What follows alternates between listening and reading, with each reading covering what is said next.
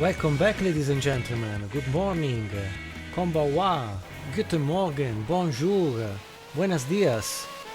Marco from Monza and from virtually Laguna Seca, because today we have finally the second episode of the Sports Car 100 minutes, a theme I do love and that I wanted to bring on your screen because it was a combination, and it is a combination of maybe a bit less known moment for sports car racing back between the mid-90s and the end of the 90s, considering that after the demise of the Group C, the IMSA GTP categories, there was, let's say, no ground left for prototypes until some geniuses decided to reduce the cost of a race car, avoid the ground effect, and so build, let's say, barchettas, open cockpit race cars with a flat floor and with possibly production engines at the back of the drivers, pushing cars anyway at high performances, but not so expensive and not so exotic with materials and so on, to compete at the maximum level. A good example is the Ferrari 333 SP of Giampiero Moretti of the Momo American racing team, despite Giampiero Moretti being Italian and being well loved as the founder and designer of the Momo company, but also a very present figure in the paddocks in US, offering his wonderful and very good pasta at every race weekend, a sort of habit and game, if you like, that from a starting cameradeer, I don't remember the word in English, but anyway, it was all like let's all be friends, like it is generally the world of sports car, World Endurance Championship, etc. Sorry. Giampiero, Mr. Moretti, did bring this pasta once for a mechanic of another team, the second time for a director of another team, the third time for another driver, and then at the end it has become a common practice to go to the Momo race tent to taste the wonderful, beautiful, fantastic Italian pasta with the tomatoes sauce prepared by the great Mr. Moretti. So it was also my personal will to say hello to Giampiero Moretti, that unluckily isn't with us nowadays, wherever he is. And so we have to race a second appointment at Laguna Seca, following the trace of what is the IMSA historic set of venues with these old, raw, hard to race old way racetracks in US, so we can maybe move also to another American great excellence, the Peanuts Roadster, a beautiful car with a powerful V8 front mounted and a real axle drive. And today we will face the GT category, because we tried a World Sports Car at Long Beach in the first appointment. Today we will race a GT car, and so we will try to qualify the GT1 category car I'm going to race for you today. Try to qualify with one single real shot during the next minutes, and then go to race for 100 minutes or 1 hour and 40 minutes. And staying in US and talking about GT cars, we will also see the Peanuts Esperante GTR1 car, that is a proper real GT car built by the American company. As said, lagunaseca in the version of the American Le Mans series of the first 2001 will face a strong challenge for us, but we are not going to race an American car today, a European one, to mix up and spice up things like I usually love, because at the end the years between the mid-90s, after the demise of Group C and IMSA GTP cars, the arrival of the B.P.R, the arrival of the new GT cars, and unluckily the homologation of the German Porsches and Mercedes and Toyota Japanese fake GT cars, for a couple of years the combination was quite, let's say, we could discuss many hours about, but the mix then came out exciting, and the leftover was the creation of the LMP class 1 and 2 for the open prototype cockpit barchettas, and the creation of the modern real GT class for GT1 and GT2 vehicles. So let's go to see the cars selection, and then I will present the beast for today.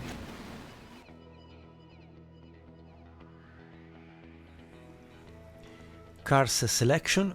This time we start from the WorldSportCars category or class, barchettas in my Italian native language.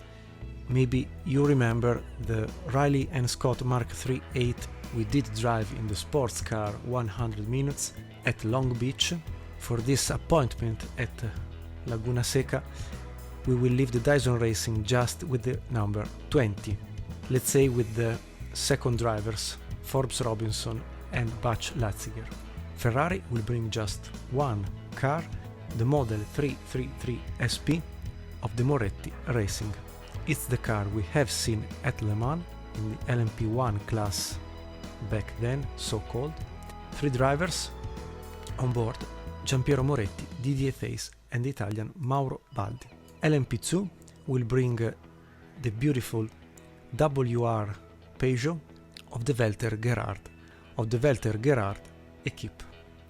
Let's start with the LMP1. We will see for the first time, if I'm not wrong, the Reynard 2KQ of the Johansson Matthews Racing, a car powered by a Judd V8 3.4 liters naturally aspirated. At the wheel, Johansson and Seth. The Penots, we will have a different paint scheme this time. The model is the Roadster S, front engine mounted and rear axle drive, number 11 and 12 of the Penots Motorsport Racing Team. At the wheel, O'Connell, Magnussen, Jan Magnussen, the father of Kevin, and Max Angelelli. On the number 12, at the wheel there will be Geoff Brabham, Eric Bernard and Butch Latziger, the same one we have seen on the Riley and Scott few seconds ago, but this is the year 1999, as well as for the Dyson Racing, but different, but they are cars taken from different races between the two.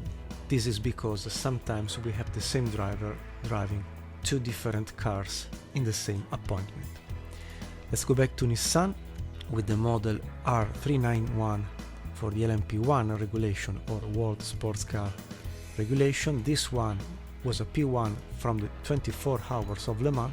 At the wheel, Rikoma Kazeyama, number 23, still resembling the same names from a graphic point of view.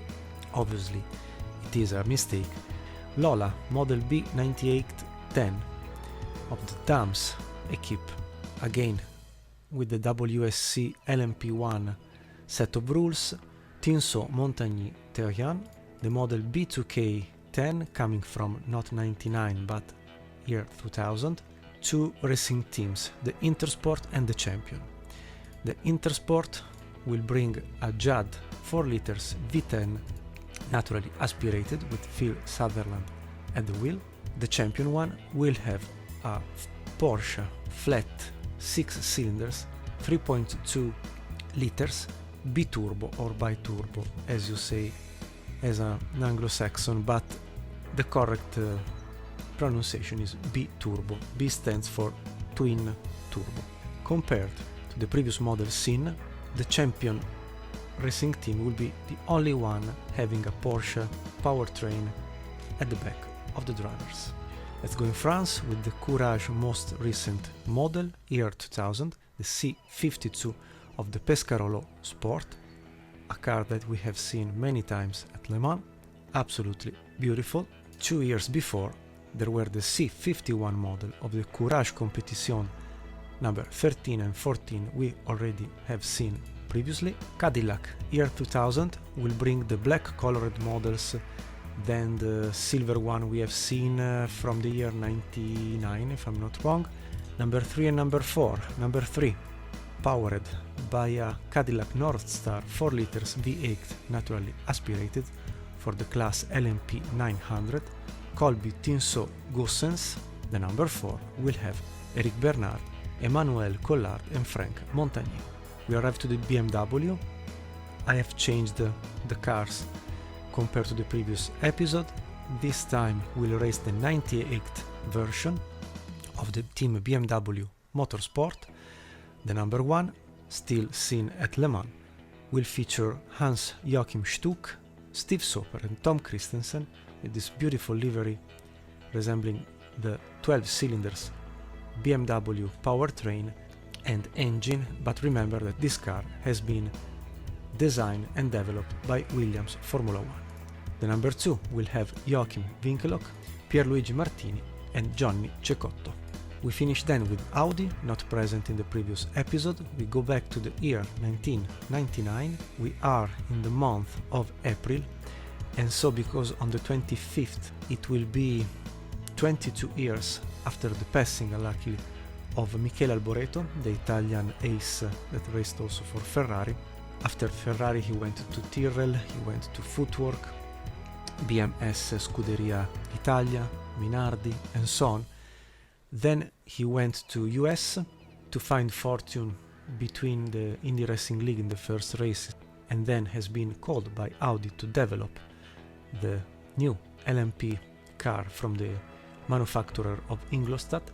Unluckily in 2001, during a private test at the venue of the Lausitzring, he had a terrific crash and unluckily did not survive the injuries developed by the terrible fly he had.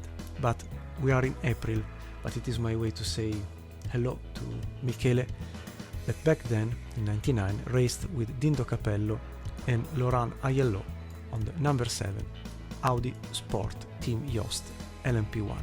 The number 8, same car, at the wheel, Didier Theys, Emanuele Pirro and Frank Bila. First time we see an Audi LMP within this sports car 100 minutes theme. Let's go then with the GT2. Comes back the Sard Japanese, powered by Toyota, Gem from the country of the rising sun. The Saleen S7R with the Chevrolet engine from the Conrad Motorsport, a monster of 7 liters, despite having the old technology of just 2 valves per cylinder. Porsche 911 with the Rook Racing will bring the model from the year 2000. The car itself has a 3.6 liters flat 6 4 valves per cylinder turbo engine, as by tradition from Porsche. Marcos, still in GT2 class, will bring the LM600 with this beautiful livery, despite me having seen just the yellow colored one we have seen at Long Beach. The Lister Storm, the Newcastle United Lister, beautiful black and white stripes paint scheme with Geoff Lees, Tiff Needle and Adrian Reid at the wheel. Dodge Viper, 2 cars again, with the rent-a-car racing team. I will never stress enough the fact that in the 94 24 hours of Le Mans, this was the real GT winner of the class, given that the Porsche Dauer was not a GT car, was just a homologated GT car, but was basically the old Porsche 962 rebranded as a new car from an improvised manufacturer. Arrived first and won that Le Mans, but was not a real Grand Tourer car, as you can see from the image on screen.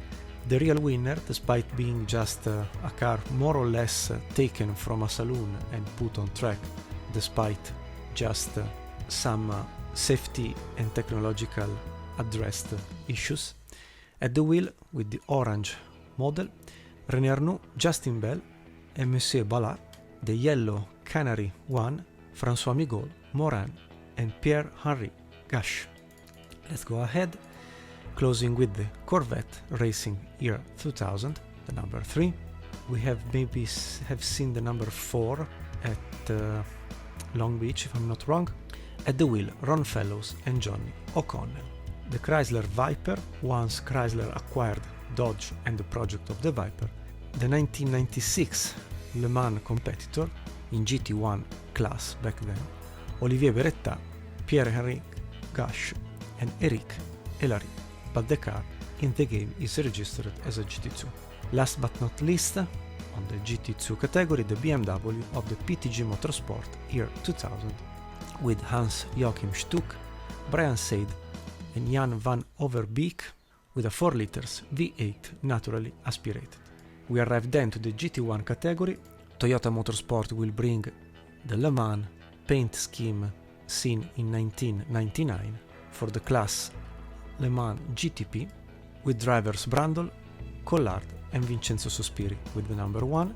The number 2 will be driven by Thierry Boutsen, Ralph Kelleners and Alan McNish. One, I think, of the most iconic paint scheme and car ever seen. If you played Gran Turismo on PlayStation, I'm sure you have seen this car. Porsche 911 will bring just the number 25. At the wheel, Jörg Müller, Uber Alsen and Bob Wollek. The car was a GT like the Toyota, but really nothing closer to a real Grand Tourers. It was a homologated prototype. Peanuts will bring another car that we haven't seen in the previous episode. The model is the GTR1 of the official Peanuts Motorsport. We have the 44 and the 45. They are basically identical, so will be not easy to spot properly who drives what, but we will try to stay out of the racing line for this car. Nissan will bring also from the 97 Le Mans 24 Hours the R390 from the Calsonic team. Again, another car seen on Gran Turismo, Martin Brundle, Jörg Müller and Wayne Taylor at the wheel of the number 21, the number 22 with Aguri Suzuki, Riccardo Patrese and Eric Van de Pole. The car was registered as a GT1 class back at Le Mans 97. Mercedes will bring just one CLK as well as Porsche because they scored many points in the previous appointment. The number 35, year 98, 24 Hours of Le Mans, Bernd Schneider, Klaus Ludwig, Mark Webber, the famous car flying and flipping here and there while running on the Hunadier straight. Then McLaren F1 GTR with the Emka and Galf Davidoff equipes, beautiful livery, absolutely. Geoff Lees and Anders Olofsson that we have seen racing the Ferrari F40 in the B.P.R. few years prior to this 97 season. The Emka will bring Steve O'Rourke and Tim Sugden at the wheel of the Harman Kardon sponsored and EMI sponsored race car, respectively 99 the EMI, 97 the Galf Davidoff. So again, a great combination of WorldSportCars as they were called in US, LMP 1 or 2 as they were called in Europe, GT2 and GT1, quite a nice and decent starting field. We are going to race the Lotus Elise GT1 from the Lotus Racing Frank Muller racing equipe that was not, let's say, successful and incredible historic race car that will stay with us forever as a I don't know, as a sort of record killer vehicle, but helps me to tell you at least the story of what was going on back then, because to put things in a simple way, we did arrive between the mid-90s with the demise of the Group C and GTP IMSA prototypes. Few years, if you remember, with the B.P.R 94-96.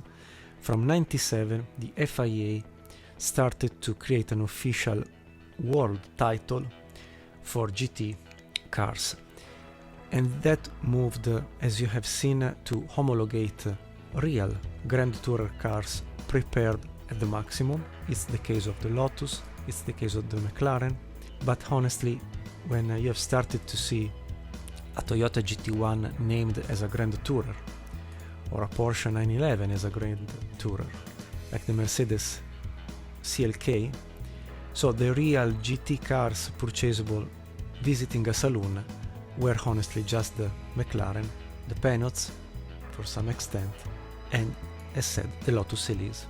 But for the Team Lotus, that was quite competitive in the B.P.R with the Esprit model, but the Lotus Esprit was considered too old as a concept compared to modern GT cars, especially Mercedes and Porsche.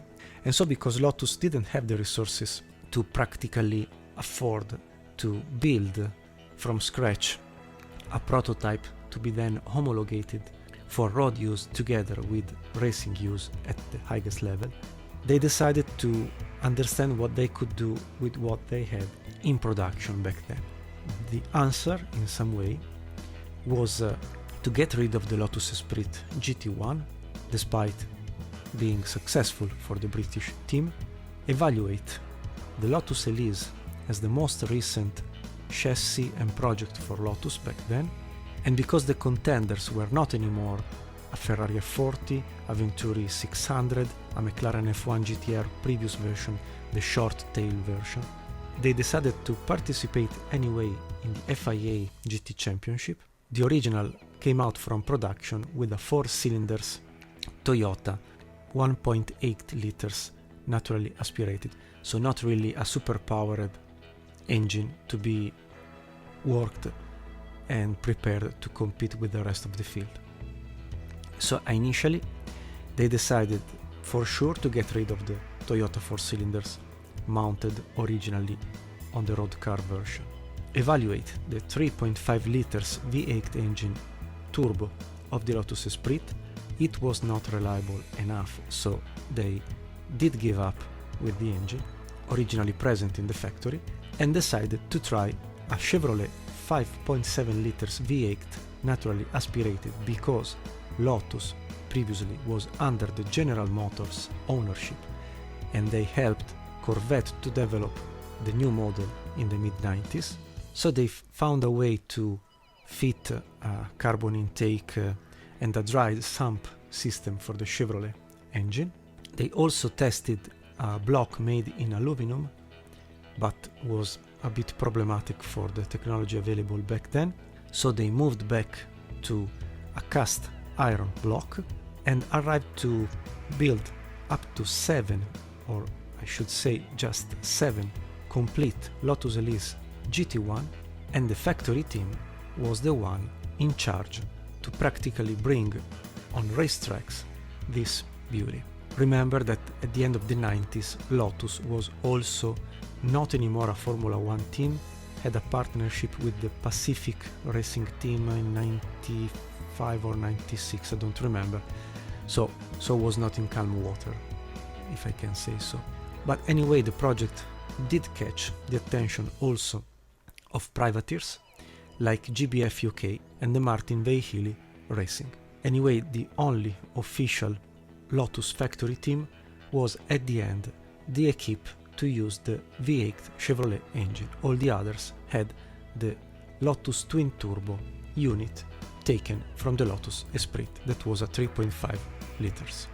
Initially they fitted a Hewland 6-speed sequential manual transmission, despite multiple other transmissions were used during the lifespan of this car, while the road version, believe it or not, was fitted with a 5-speed Renault manual transmission.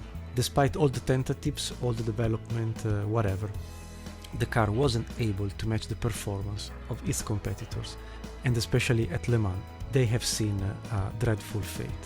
I'm not also going to tell all the racing history of this car that hasn't been really successful, but the project still remains something, I would say, close and fair, reading the set of rules back then organized by the FIA, so was a real Grand Tourer car purchasable on a store from Lotus or from a supplier with the contract to sell Lotuses, transformed into a hybrid monster in some way, and luckily and finally put on track, despite not achieving then the success that maybe she deserved for some extent. So at the end of the 90s, basically, if not in the 97 overall, the Lotus parent company, Proton, decided that the GT1 was not only lacking in pace in comparison to Porsches, Mercedes, and also compared to the older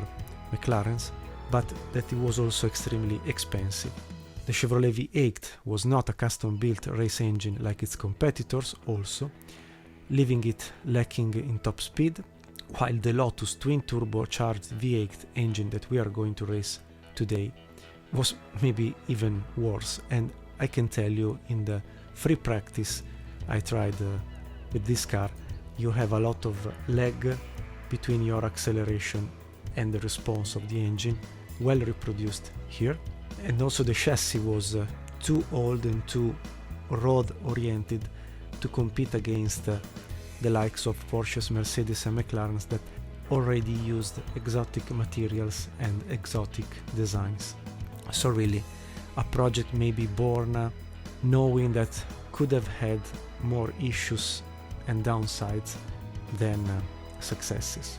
Nonetheless, the project is absolutely loved by racing enthusiasts, and despite at the end of 97 it has been cancelled and also the factory team folded, the privateers quickly followed the same fate, folding or purchasing more capable race cars.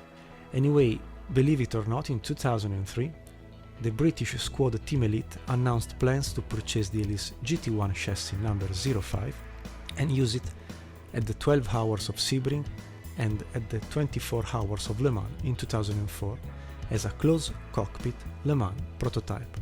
But the Elise would be modified to meet modern regulation, as well as to attempt to bring the 7-year-old car up to speed. At Sebring, the car unluckily proved its age, lasting a mere 7 laps before its transmission failed. The project was promptly cancelled. So we will try to race this car, hopefully at least to stay in front of the GT2 cars. We will use, as said, a rear mid-engine rear-wheel drive 3.5 liters twin-turbo or B-turbo Lotus Type 918 with a 6-speed sequential gearbox. And we will see what will happen. So, wish me luck, wish us luck, and let's hope to find out a soft spot for this car.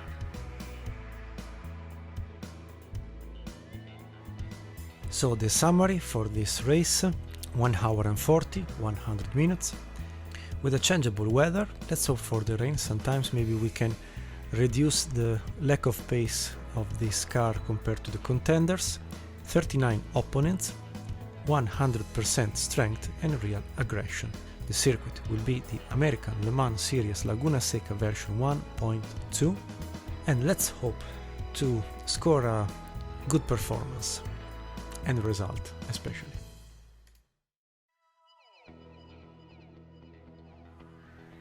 Less than 20 minutes to go, with the current qualification completely dominated by the Williams BMW V12 of Tom Christensen and Joachim Winkelhock, Martin Brundle with the Toyota GT1, then Frank Biela with the Audi R8R, John Field with the Lola B2K10, Eric Coma, the Nissan R391, then Collard Cadillac LMP00, Michele Alboreto Audi R8, Alan McNish Toyota GT1 and Monsieur Tinsault with the other Cadillac.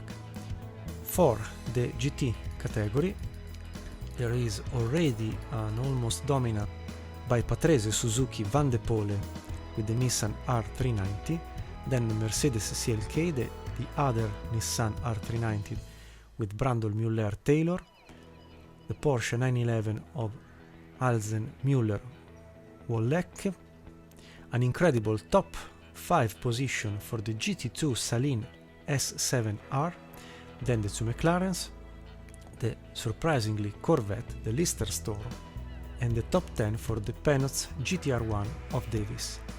As with our Lotus Elise, we will try, being a GT1 at least, despite not being competitive, to beat all the GT2 cars, but as you can see, with the performance of the Salin and of the Corvette, will be not easy to stay in front of them. But anyway, let's go on track and discover in the few minutes remain what will happen.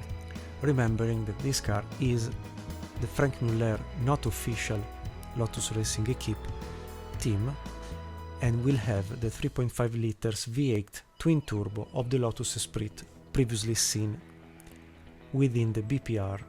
Fine, so qualifying 1 gone, qualifying 2, 25 minutes to go will be enough to explain you what I'm going to do.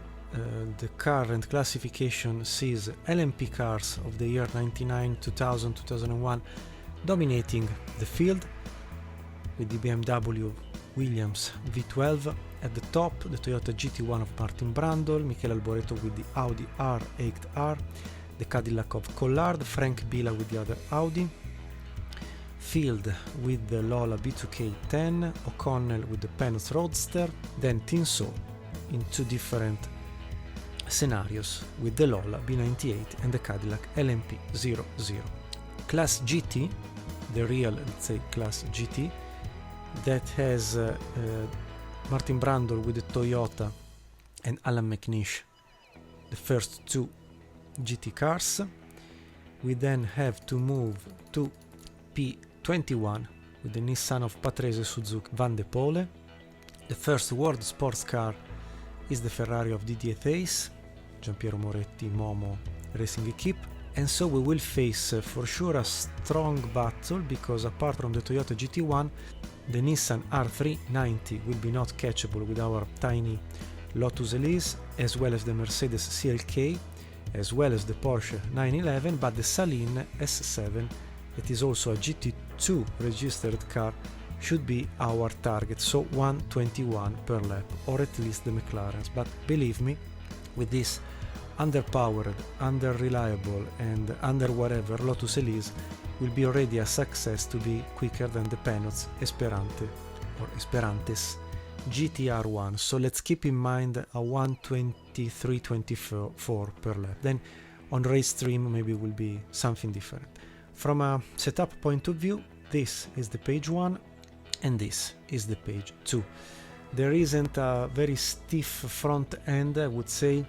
It's more softer than usual, as well as the rear end that is not softer totally, but is a bit less soft than usual, just because we need to be at least, I would say, with a bit of grip in the front end that has the tendency to be anyway a car more or less understeering, and as soon as you put to the floor the throttle, the turbo leg, when it kicks in and gives all the power, transforms the car into an oversteering one. So will be really a delicate type of driving today. Don't take myself as a grandfather, but try this car if you have the opportunity to have Power and Glory or GTR2 and download the grid complete version of GT1, GT2, LMP cars, etc. up to the recent years of the WEC or of the IMSA WeatherTech SportsCar Championship. But the Lotus will be absolutely one of the most difficult car to drive. Going on track, sorry for loading the virtual mirror, but as you can see, you cannot see mirrors. I mean, they are mounted. Yes, you see them maybe without the steering wheel is much better. Okay, you can see the mirrors mounted, but once you are in the car you don't see them, so I needed to load at least the virtual one to see who comes from the back. That being said, sequential gear shift, so we will not use the clutch, we will use F9 function for the automatic clutch.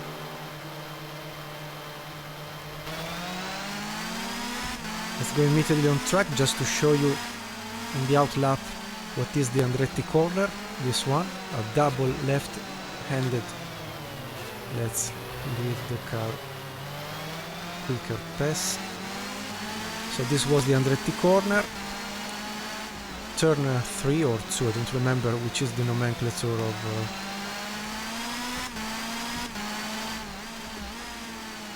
the two right-handed corner. Last session of qualifying also at the dusk, beautiful.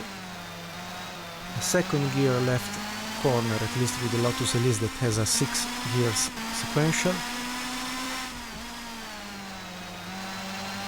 Another one, third gear, then the Bobby Rahal straight, the corkscrew, very famous for the pass of Zanardi against Brian Herta, the father of Colton. Then another left-handed corner, let's leave the peanuts.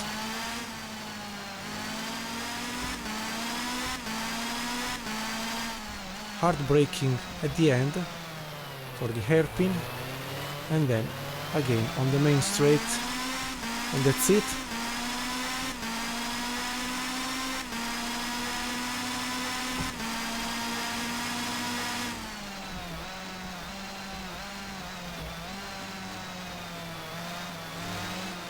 Very understeering.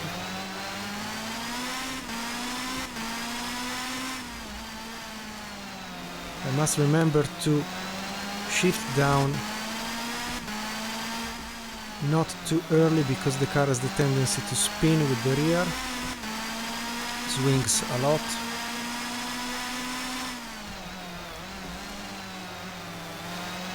A bit wide.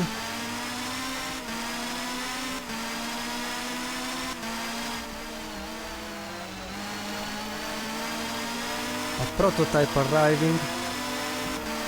As a BMW, so will be quicker than me, so I give up on the lap also because I spin. That's not good.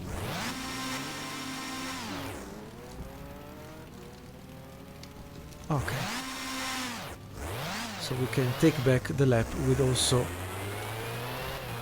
tires that are a bit warmer, and because we are followed by the Sard, we should not have the problem to let someone pass. Maybe if we accelerate properly. Last tentative.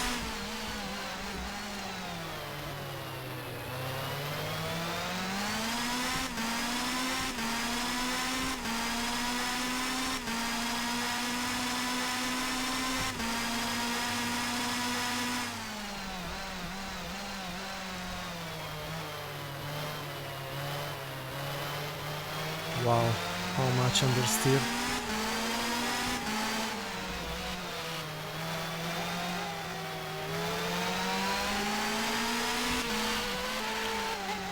The Lola prototype is quicker than us. I told you the car tends to swing.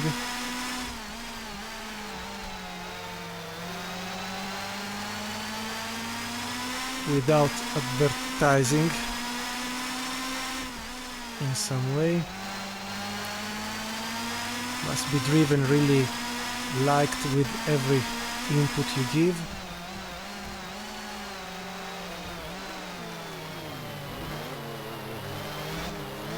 Another prototype,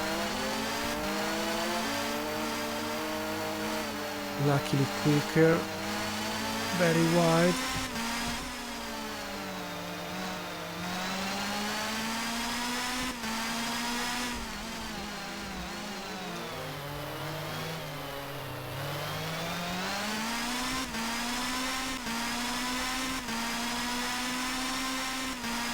Okay, 24.6, not bad.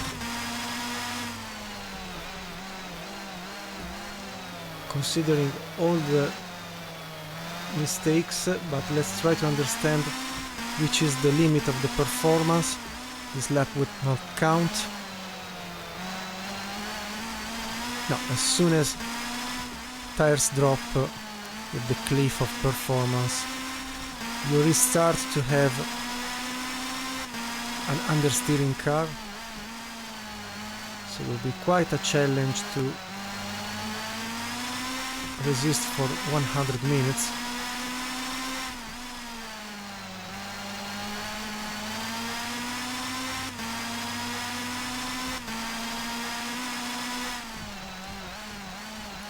.1/10.5 slower.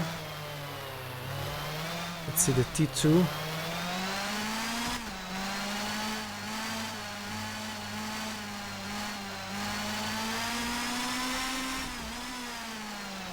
Okay, I give up with the single lap time scored. So that's it, P34. So close to the panels, but not close enough. The pit entry will be challenging also during the race day. So really nothing more we can do so far. But I would say more or less I am where I expected to be, with a poor performance of a GT1 car that can't give more than this, but I do in some way hope for the race to have a proper pace, save tires, save fuel, maybe do one pit stop less than the others, and maybe take advantage of this condition. Let's go to finish also the qualifying 2. I don't think there will be any strange change at the top. I just see the BMW's Williams very competitive, 1.5 seconds quicker than the first Toyota GT1, 3 seconds in excess with the other LMP1's cars. So really could be a 1-2 for the Williams BMW V12 today. In the GT class, as said, the Toyota is honestly dominating, because it is also the other GT1 car properly placed in second position for the GT category. Happy for the Ferrari with the old model P21.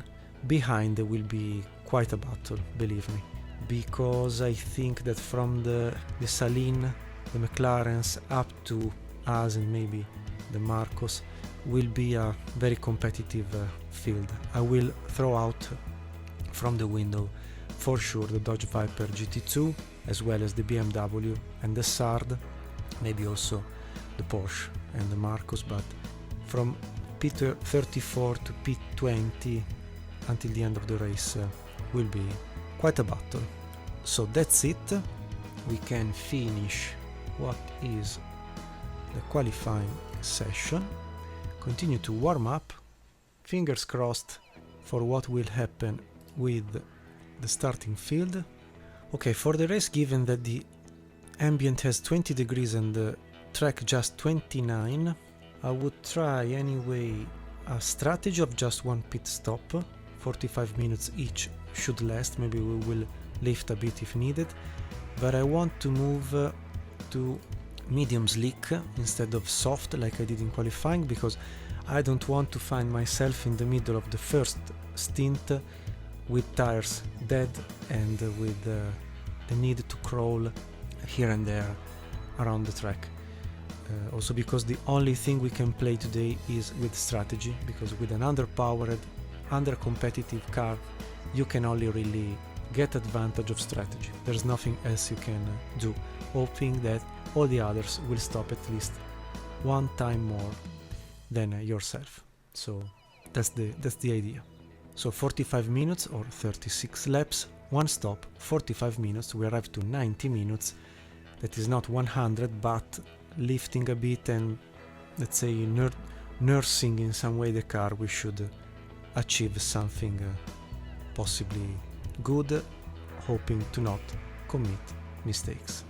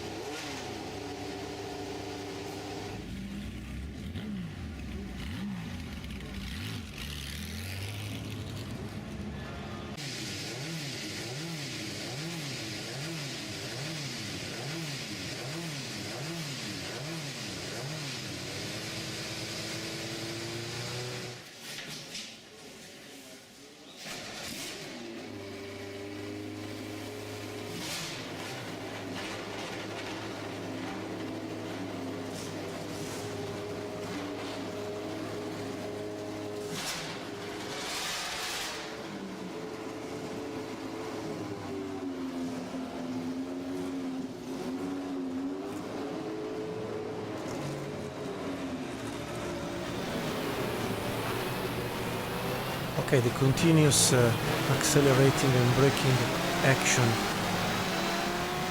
at least gives brakes the right temperature, as you can see on the top left graphic. The tiny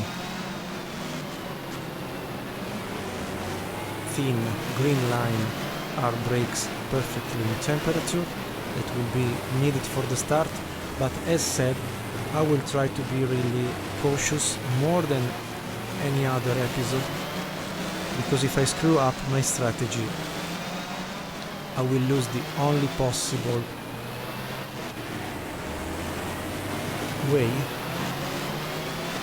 to possibly counter-attack cars that are absolutely more and more competitive than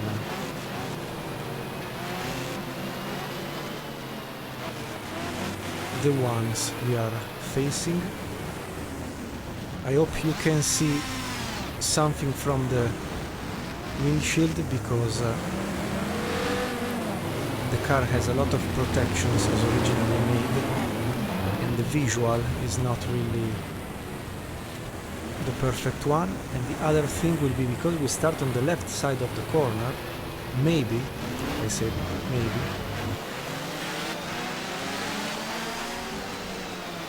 we will have the advantage to, in a sneaky way,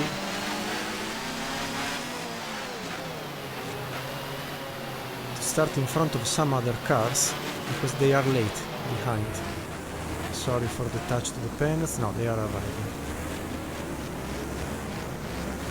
Green flag will be in a couple of seconds developed. Already aerodynamics touched. At least one penalty is passed.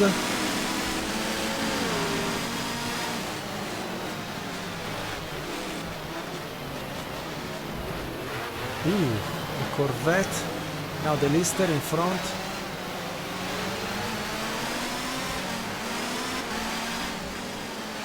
Cold tires.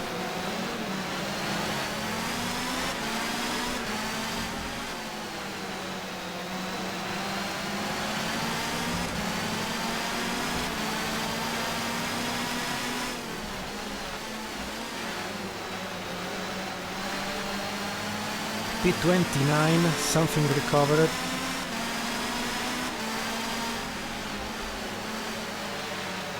Wide here, understeering. Lost 2 positions. Touched the Corvette. We tried to pass externally, but no.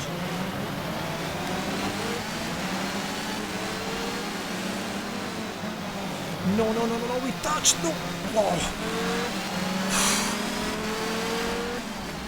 The good money spent for the force feedback.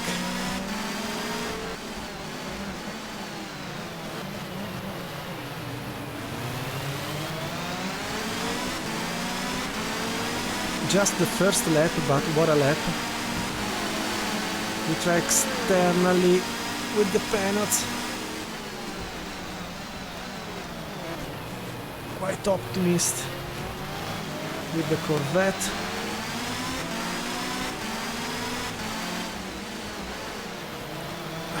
Touched again and destroying the car maybe. Marco, stay calm. Okay, 7.2 seconds of repairing for aerodynamics.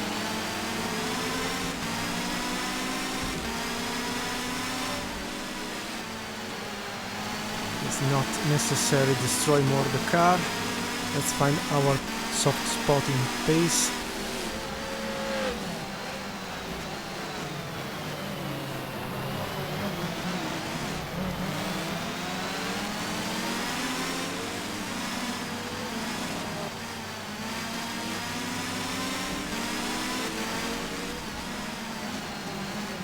Also, because I don't know if you can see it,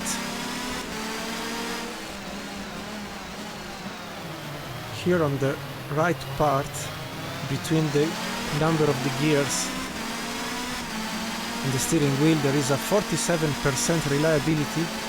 It was another factor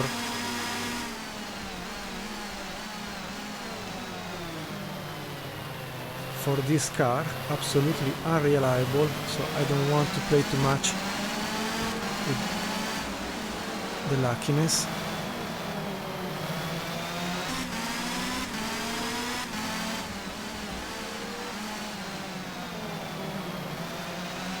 Wide. No, no, no, no, no, no, no.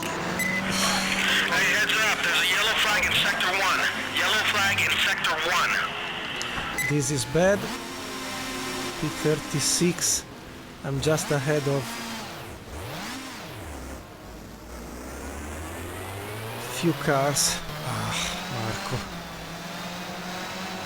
There was already the cliff of front tires, not of the rear.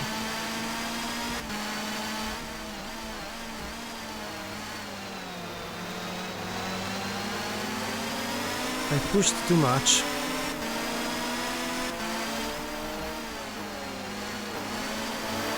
Already overlapped by the BMW.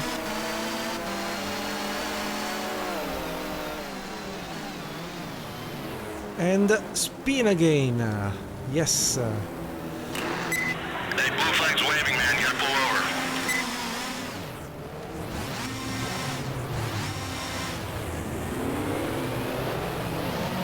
Okay, I did screw up the strategy. Bravo Marco.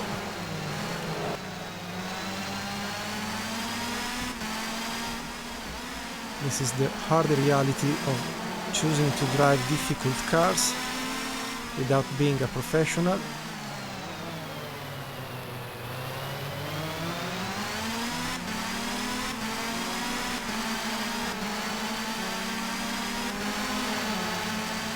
This should be Michele or Frank Bila. They touch our back. Thank you.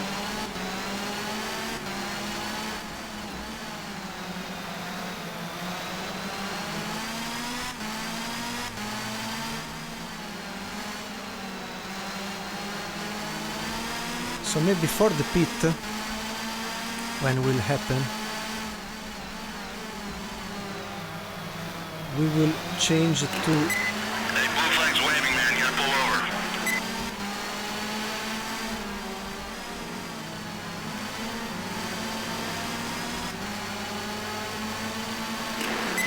Hey, blue flag's waving, man. You gotta pull over. Oops, touched also the Cadillac, sorry. Hey, blue flag's waving, man. You gotta pull over.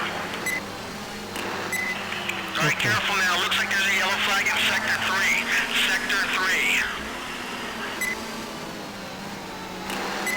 Hey, blue flag's waving, man. You gotta pull over. I would pull over, Hey, blue flag's waving, man. You gotta pull over. but they do not go. They are fighting with the Sard.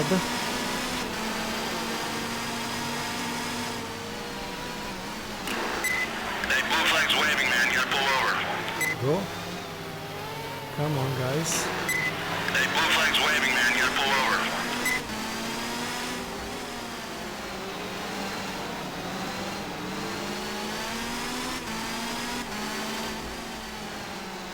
Yes, and sometimes they enter suddenly, but, sorry, going back to my strategy discussion, it's the only thing I have today.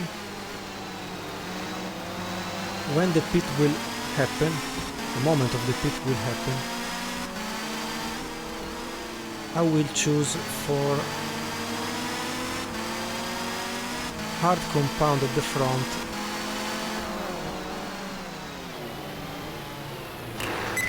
Hey, blue flag's waving, man. You gotta pull over. Touched also from the... Ooh, Cadillac upside down, and we have been touched at the corkscrew by the WR. Sorry for them, but they regained. So I was saying that at the pit I will move to a hard compound at the front.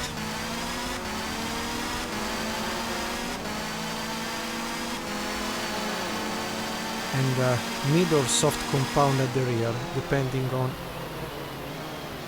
what will happen. And I've noticed another thing. Look at the red stripes at the front. The front brakes are too stressed. They are not coping with the pace I'm trying to keep. This will affect, I suppose, also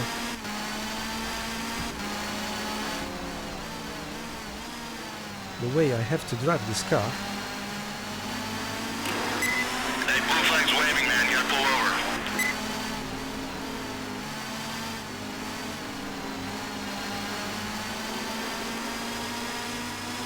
Come on, guys, go. Hey, blue flag's waving, man. You gotta pull over. My goodness, today will be a moving chicane for prototypes.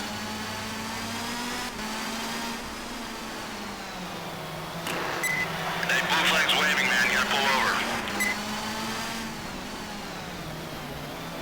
Yes, as soon as you insist with brakes,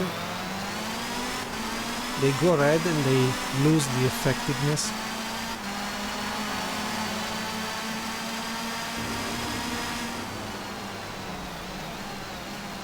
Look. So I must start. Hey, heads up. There's a yellow flag in Sector 1. Yellow flag in Sector 1. The WR out.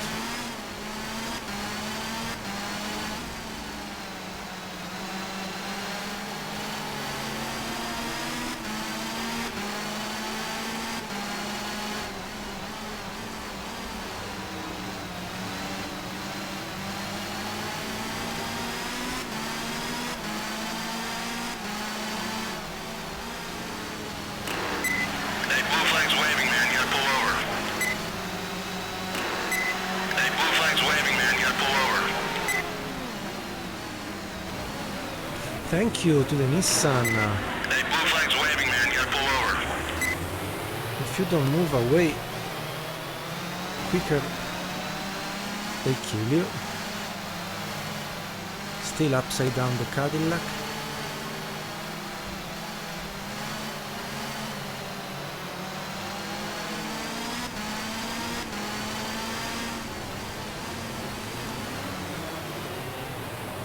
Yes, as soon as you brake too much, Hey, blue flag's waving, man. You gotta pull over. and you overstress the front,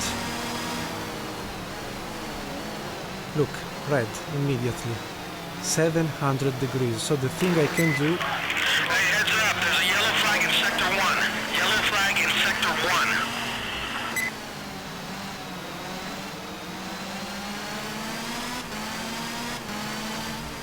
is brake softly or bring back a bit the brake bias, percentage by percentage, hoping to not arrive to block the rear axle.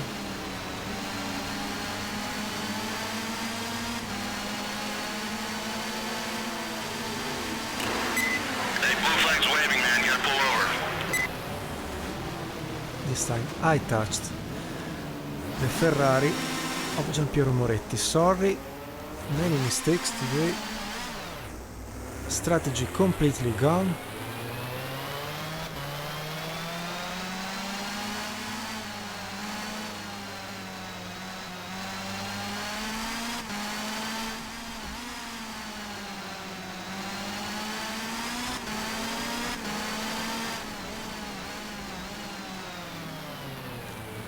And I must discover if the spin at the corkscrew touching the Ferrari was due to the new brake bias 59 front. Hey, heads up. There's a yellow flag in Sector 1. Yellow flag in Sector 1. In 49 at the rear.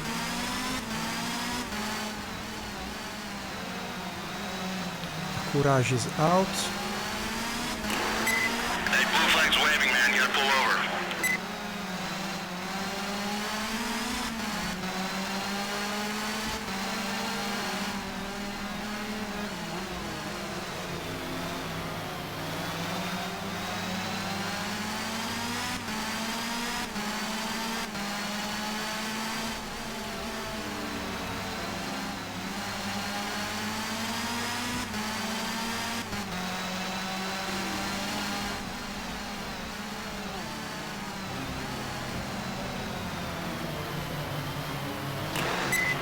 Blue flag's waving, man. You gotta pull over.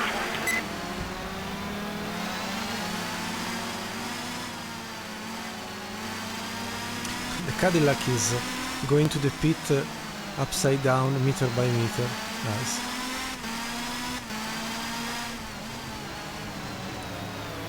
Yes, front red brakes. Let's go back to 58.42. At least I am in the shade of the Marcos GT2, but still front brakes absolutely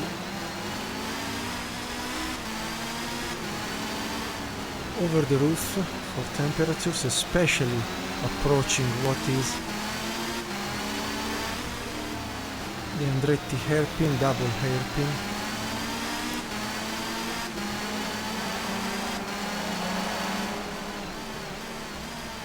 Now the BMW in front. Let's wait to see at the corkscrew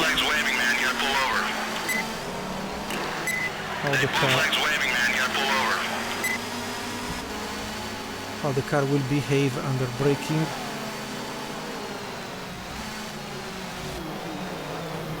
Because you can go back to the brake bias up to a certain point. Hey, blue flag's waving, man. You gotta pull over.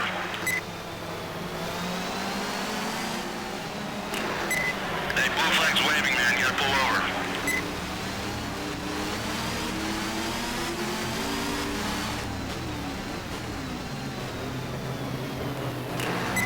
Hey, blue flag's waving, man. You gotta pull over. Okay, let's get rid of this. Ooh. Group very slow. And again, brakes red will be the leitmotif of today.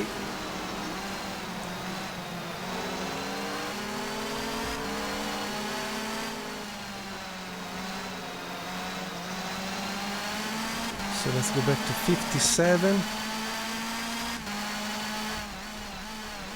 I want to find the soft spot where the rear axle doesn't spin, but I can be aggressive as much as possible.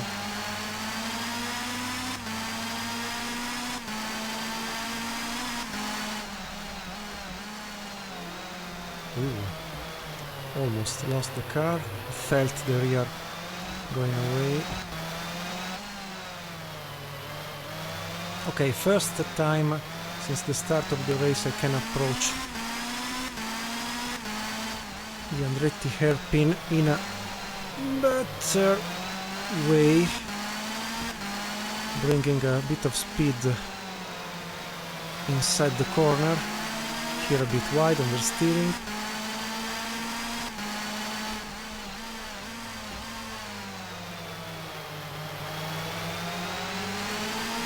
Again.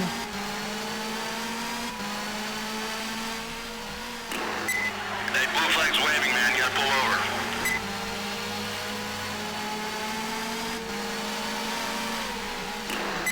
Hey, blue flag's waving, man. You gotta pull over. Nothing. Today I will be hit by anybody. 16 seconds of repairing 4.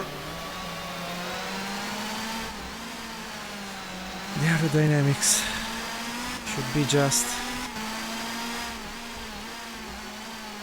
front and rear bumpers, hopefully.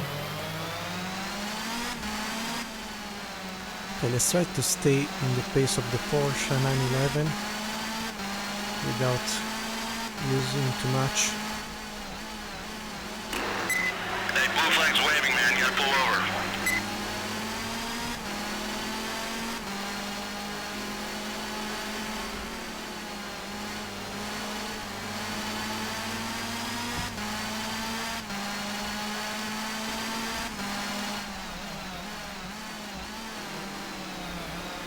Yes, I finish out of the racing line a bit, but the car is not yet becoming overspinning, oversteering with the rear axle. Hey, blue flag's waving, man. You gotta pull over.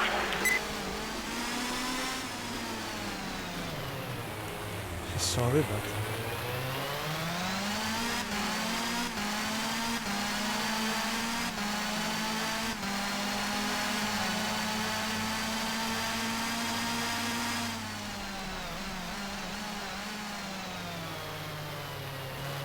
and the first considerations on strategy.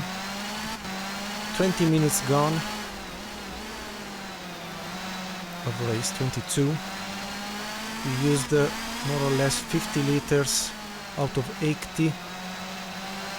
Sorry, we used 30 liters for 20 minutes.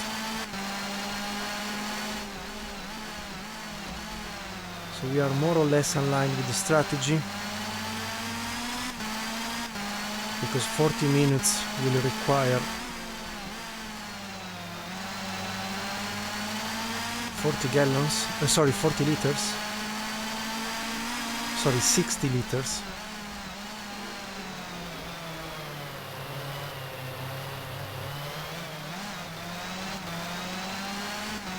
So we may be in the condition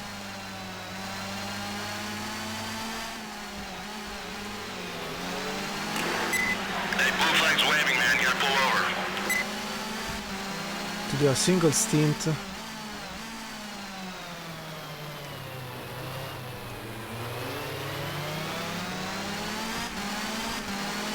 50 minutes with 80 liters. 30 liters for 20 minutes, 60 liters for 40 minutes,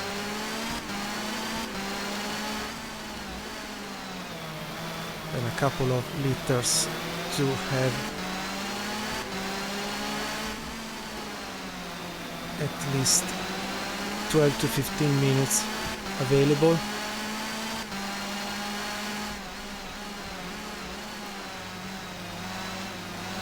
Now brake temperatures are under control, more or less. So the brake balance, the brake bias should be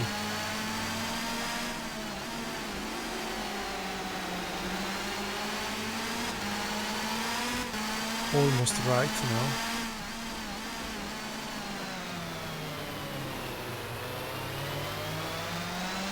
Even if you can see that front brakes with the bright pale blue now that will become green and white and red and yellow, whatever, will starting to give also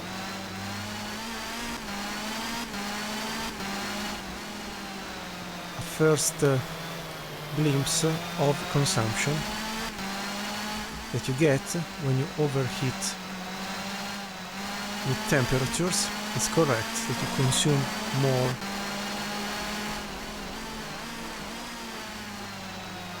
What is... Hey, blue flag's waving, man. You gotta pull over. Discs and calipers.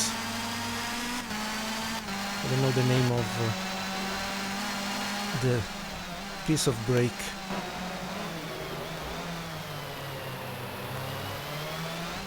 that goes in contact with the disc. I don't remember. I mean.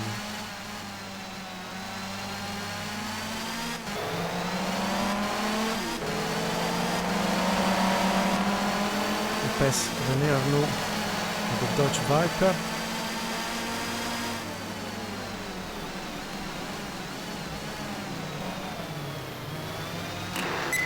Hey, blue flag's waving, man. You gotta pull over.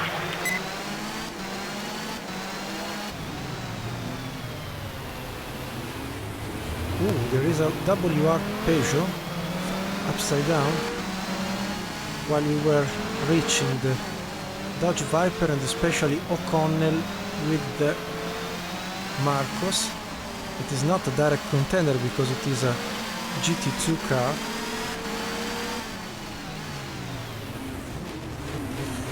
And the rear end spins if you brake too much.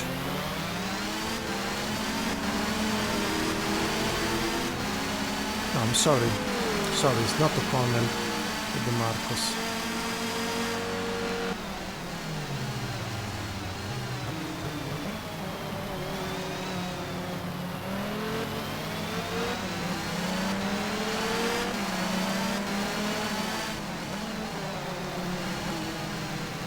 Oops. No.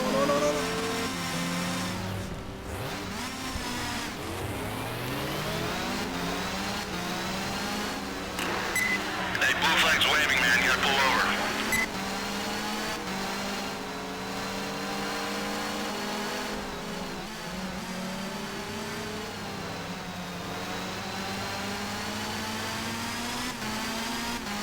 I've been too optimistic.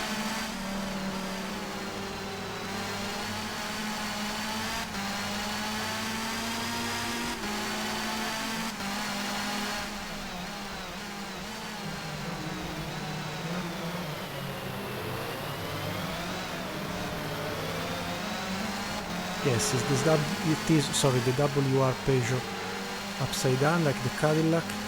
Who knows if the Cadillac has arrived to the pit using the floor, sorry, using the roof. That doesn't have because it is an open cockpit prototype.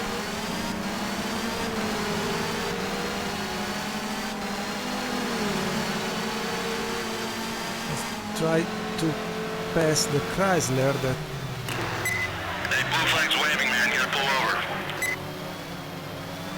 This will become the ring for my telephone. The blue flag waving, you have to pull over. Ooh, here there is a huge crash or whatever.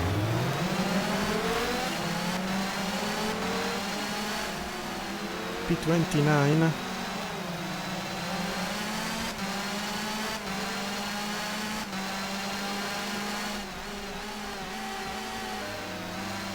I recently watched a GTP IMSA in the mid-80s race with the old prototypes from Porsches, March, etc., Lola,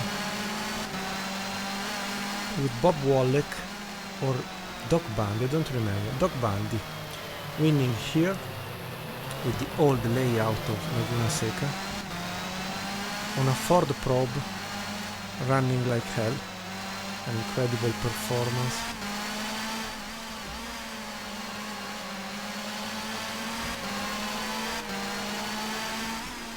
And the old layout of Laguna Seca, I didn't know, had the corkscrew,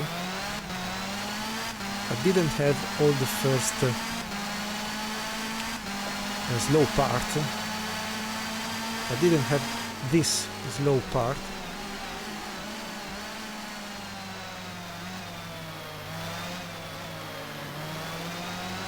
It was almost a ring.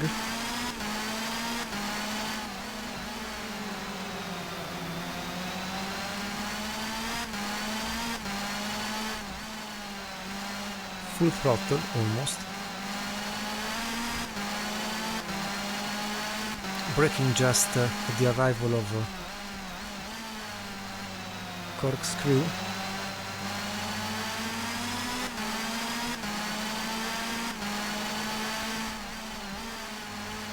And then approaching the last corners.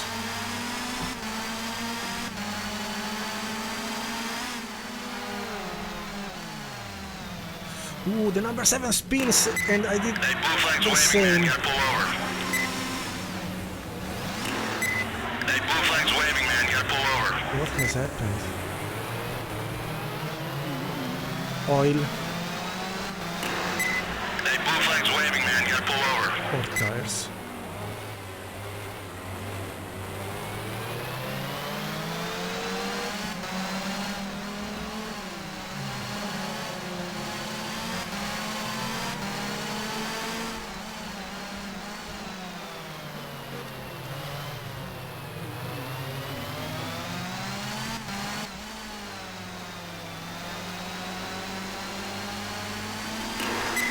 Hey, blue flag's waving, man. You gotta pull over.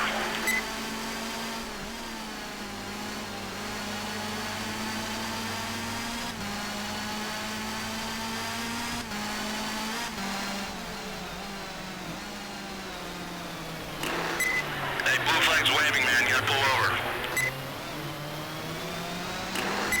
Hey, blue flag's waving, man. You gotta pull over.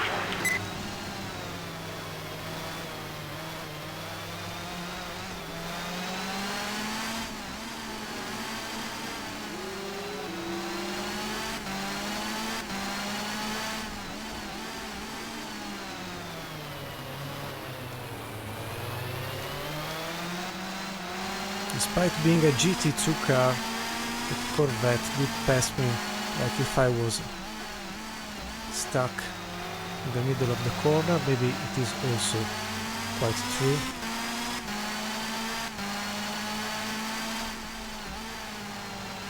Maximum respect for all the drivers that tried to race this Lotus Elise,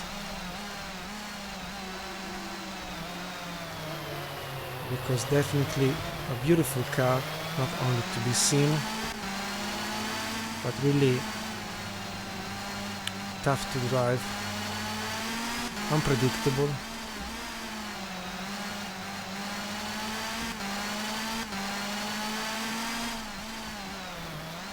And as soon as you push too much, starts to overheat, starts to become slippery, starts to become out of control. If it is even reproduced here at the real 50% difficulty to be driven, it's absolutely a pain in the neck.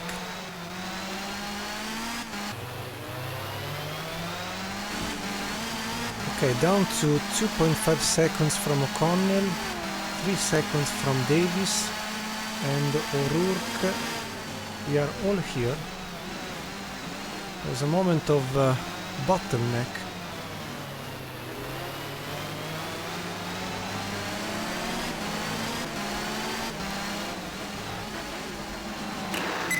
Hey, blue flag's waving, man. You gotta pull over.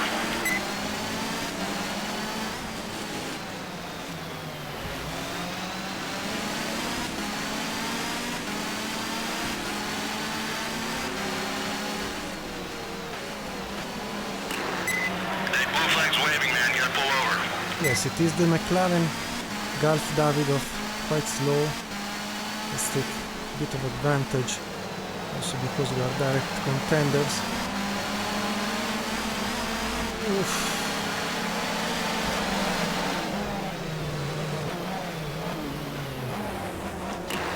No, Hey, the race director just gave you a warning for cutting the track. You gotta keep between those white lines, bro. too optimistic. I cut the track without being penalized immediately, but my bonus has been used. But we are P26.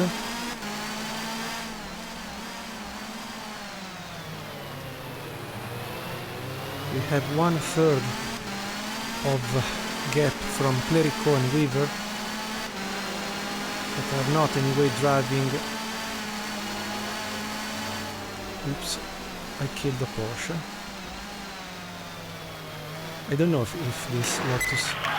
Hey, heads up. There's a yellow flag in Sector 1. Yellow flag in Sector 1. This Lotus Elise will arrive to the end with my hands on.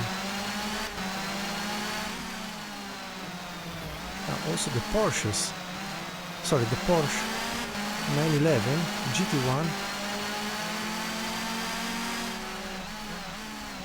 is slowing down dramatically. Maybe they have issues with tires or fuel.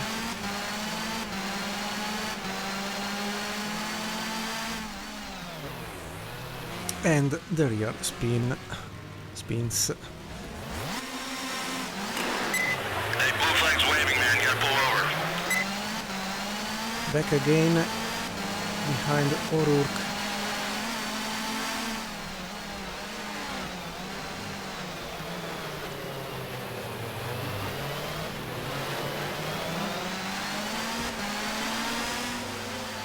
Yes, we can pass internally O'Rourke, yes.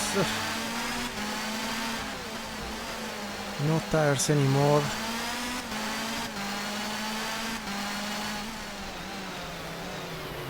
Bang also on the lister. Sorry guys, the car is undrivable now. So yes, next pit stop. Hard compound at the front, mid compound at the rear. But I must resist 5 minutes, so 2 or 3 laps before going to the pit.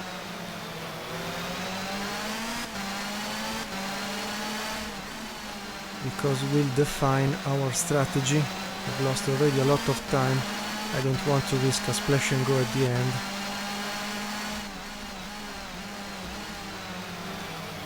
Even if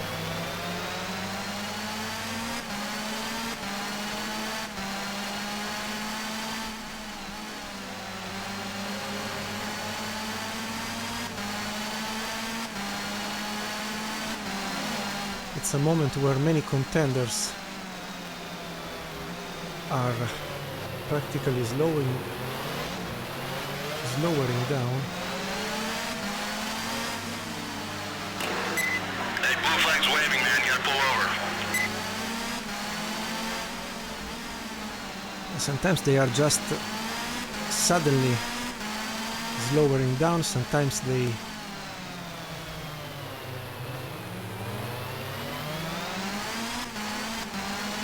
recover.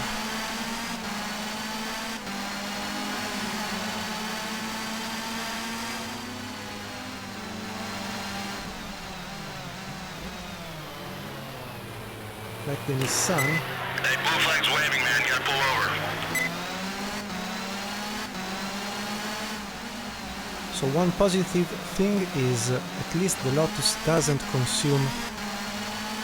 use fuel dramatically.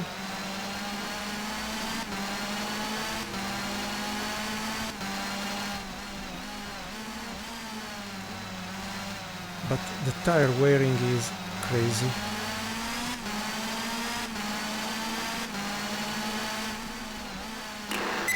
Hey, blue flag's waving, man. You gotta pull over.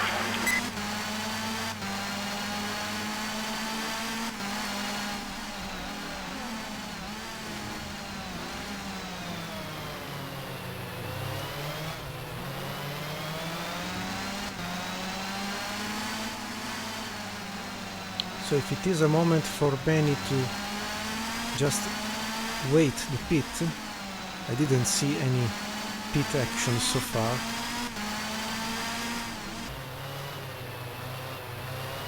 Okay, the car lasted for 50 minutes. Now let's try to do a couple of laps using all the revs to see the consumption.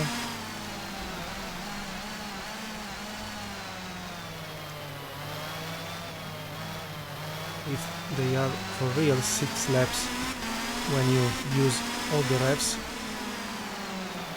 but tires will not sustain a so pushed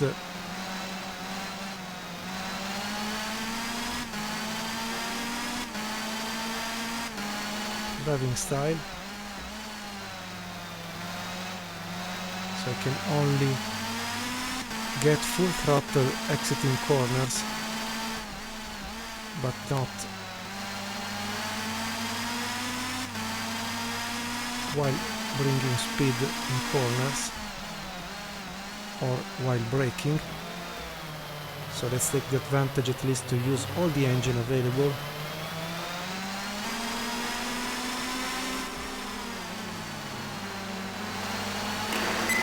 Hey, blue flag's waving, man. You gotta pull over.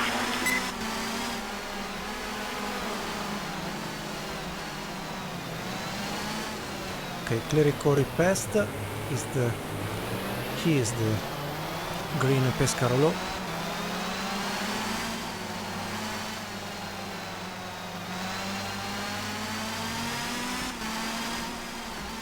Three laps to go before the pit, let's say 2. So for sure we will not beat a prototype today.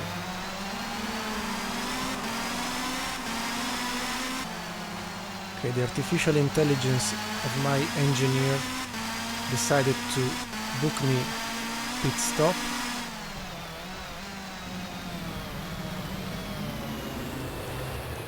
I will try another lap.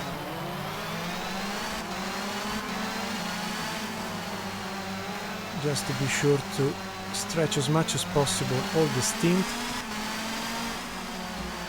This will bring us to load anyway the total amount of fuel available.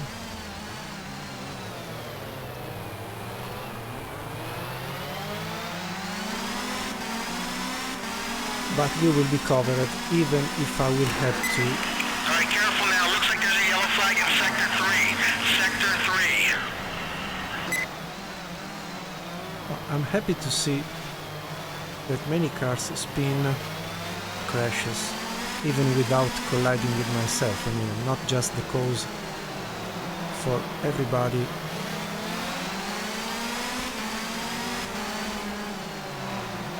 Amount of problems.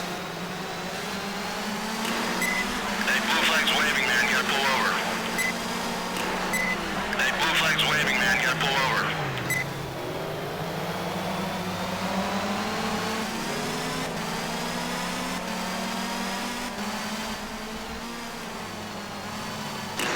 You're running low on fuel.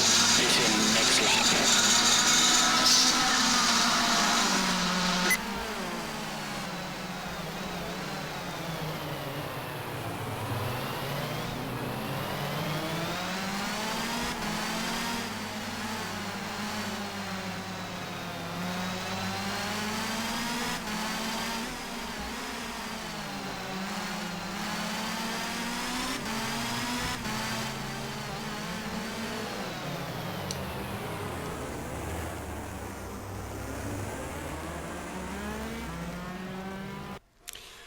Okay, so let's get rid for a moment of the steering wheel.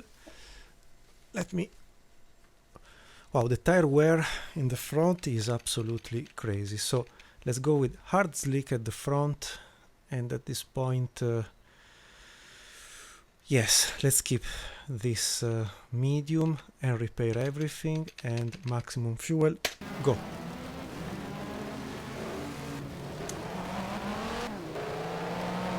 They are not refueling the car.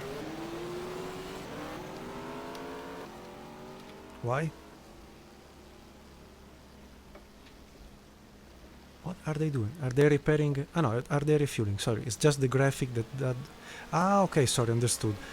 I was thinking that the two fuel pumps were just waiting, but it's the graphic that is missing the rest of the body of the car. Nice. Repairs underway. Hold for go signal. So sorry, we can bring back also the steering wheel.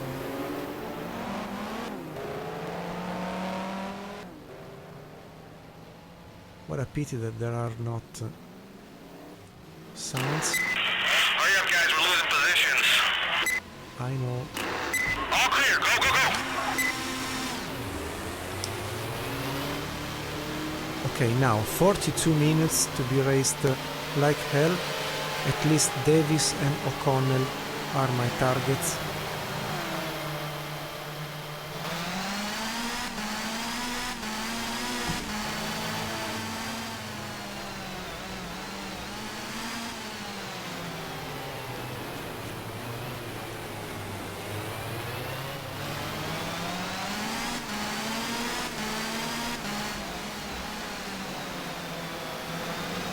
Marco, remember the tires are cold.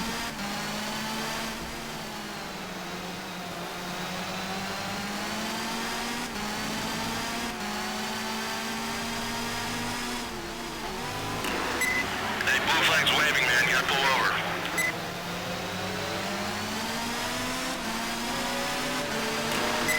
Hey, blue flag's waving, man. You gotta pull over.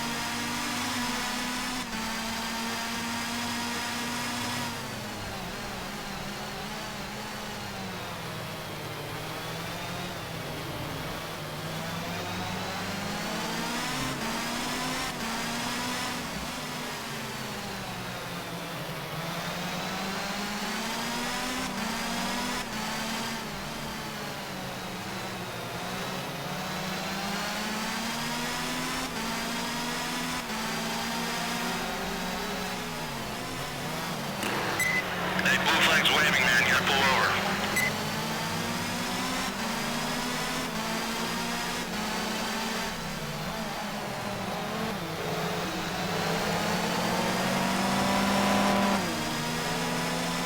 Use the traffic at your advantage sometimes. And don't spin and arrive too long at the corkscrew.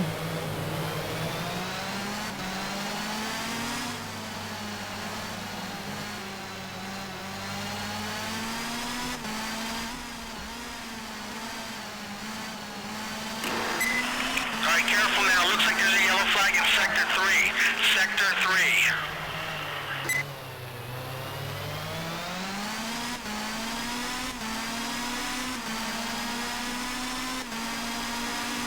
.126 exiting from the pit.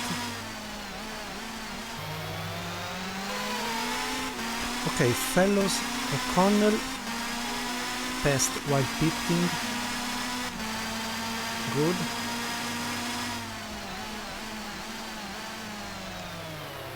Now Bernschneider and Mark Webber I don't think will be catchable.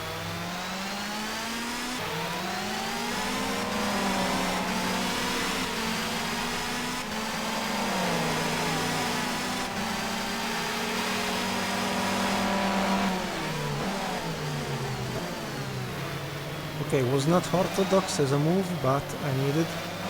They were clashing and losing time. At least now that I have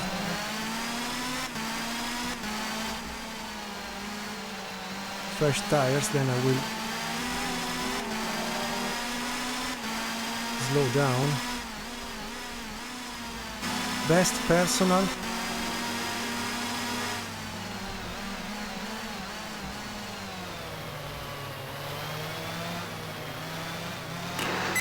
Hey, blue flag's waving, man. You gotta pull over.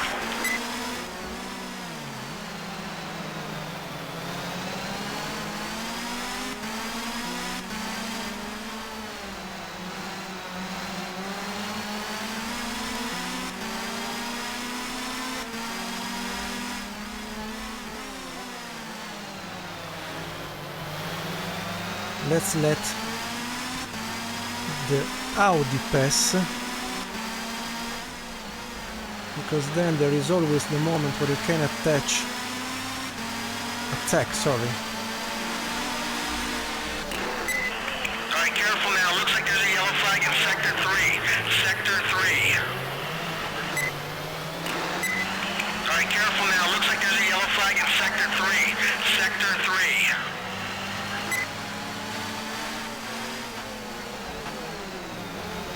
Oops, was not allowed maybe, but they did brake in front of me.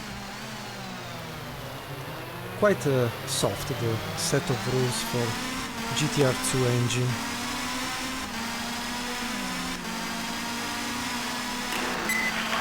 Hey, heads up, there's a yellow flag in Sector 1. Yellow flag in Sector 1.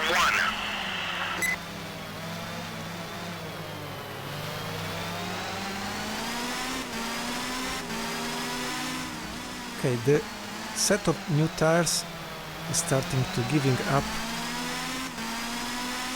despite the hard compound, especially at the front. There's a yellow flag in Sector 2. Yellow flag in Sector 2. Eyes open, okay?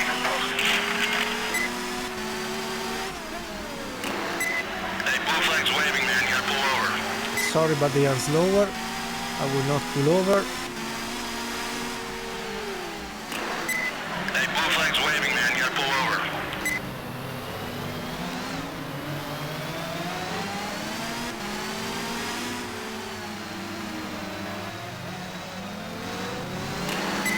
Hey, blue flag's waving, man. You gotta pull over. Sorry.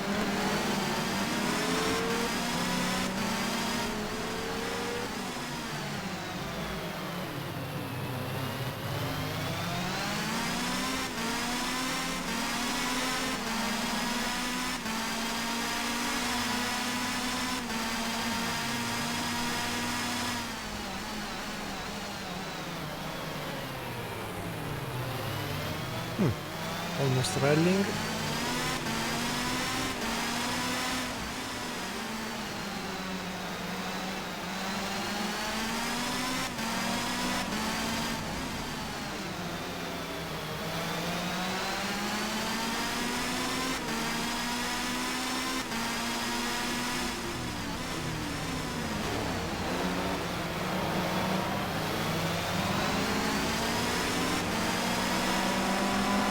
Come on.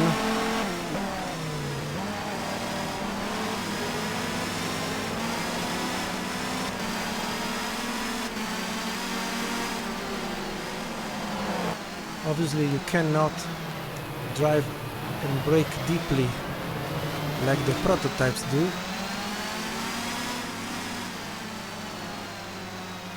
Especially when tires starts to go away. But you can take advantage sometimes of the traffic. Alright, careful now. Looks like there's a yellow flag in Sector 3. Sector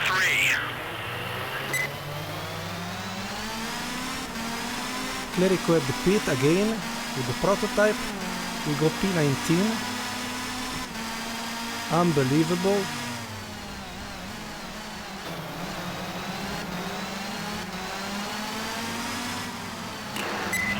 Alright, careful now. Looks like there's a yellow flag in Sector 3. Sector 3. And Audi spin.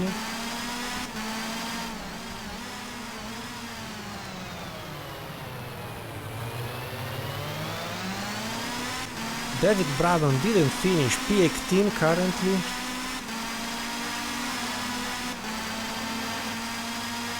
For us.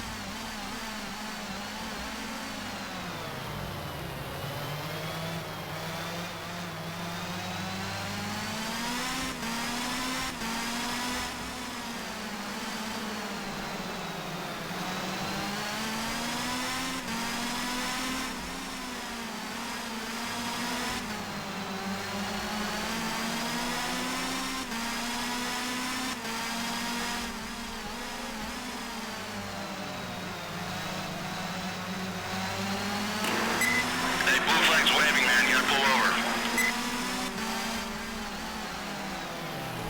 No! The rear spin. Hey, blue flag's waving, man. You gotta pull over.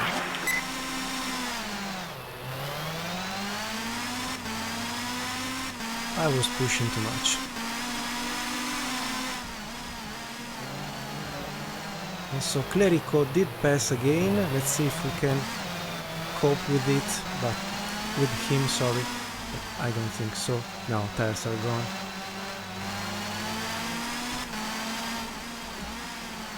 Was too optimistic.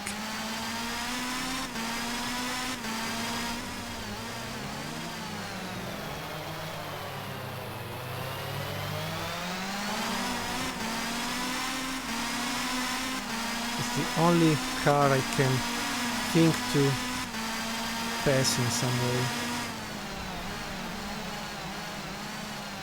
But Schneider and Webber were at a certain point of the race 5 seconds far.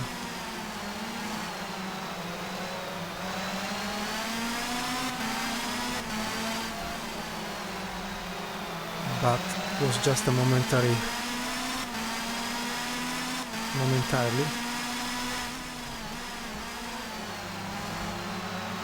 moment of issues of fuel saving or tire saving. I will never know.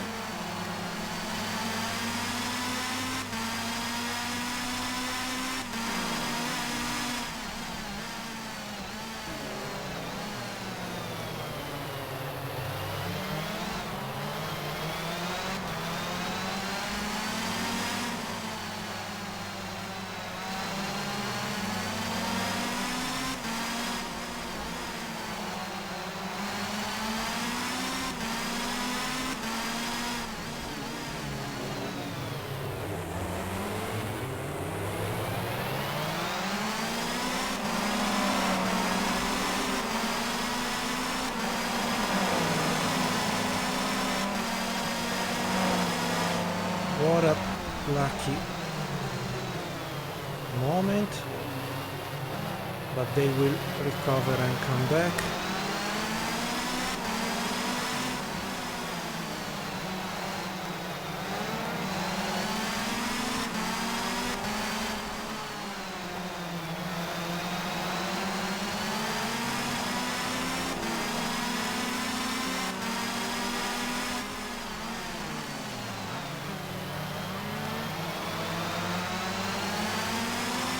Sorry for battling with the Audi, but they were slow at a certain point, like here.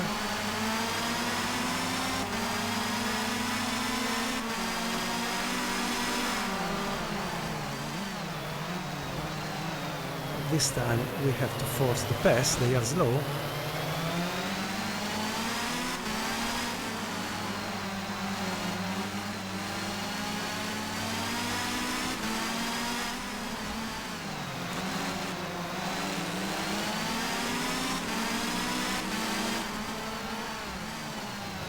Also the Penos is slow.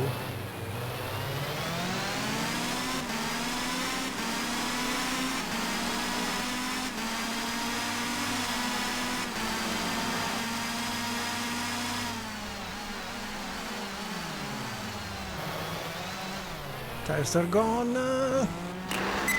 Hey, blue flag's waving, man. You gotta pull over. Can I say shit or it is a bad word?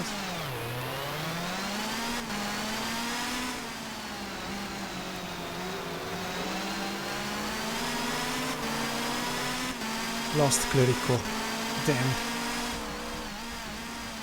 Me bad.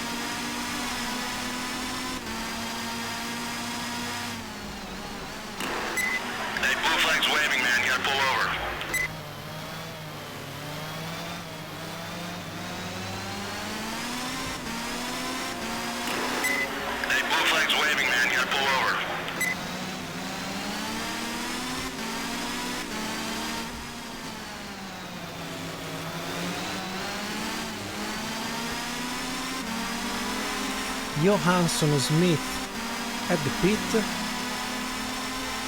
I reduced the gap to 5 seconds. Oops, sorry guys, but you're too slow. To Clerico again. Would be also a sort of victory. Beat a prototype. if I don't stay too much in the shades of this slow Audi. Hey, blue flag's waving, man. You gotta pull over.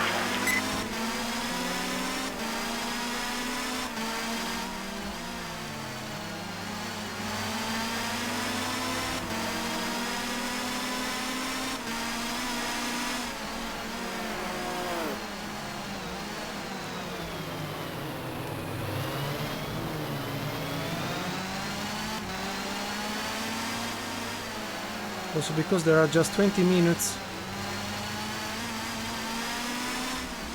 left and I'm not running so quick to justify waiting to catch Clerico while Ericoma at the pit. I don't know for what.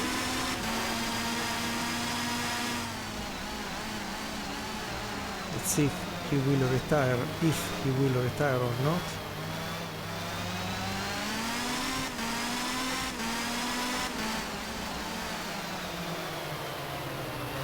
On the gravel.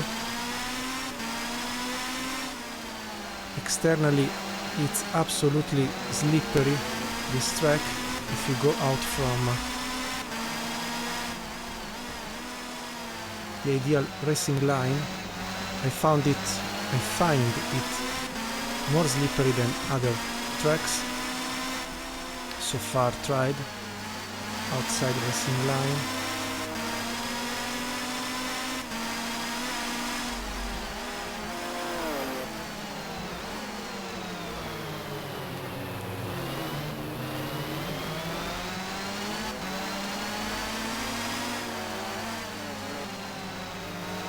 Clerico, the green,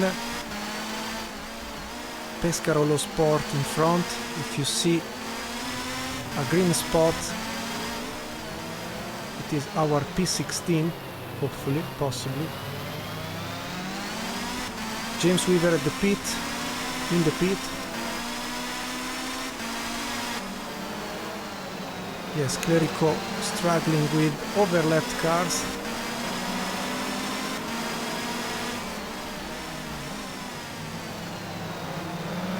Touches us the moment of losing time. Maybe we have lost less than him.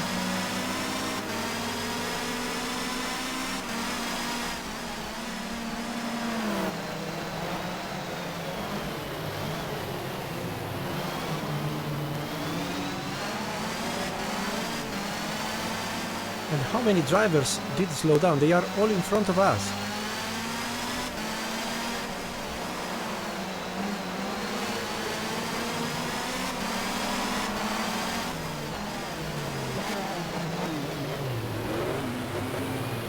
P14 will not last.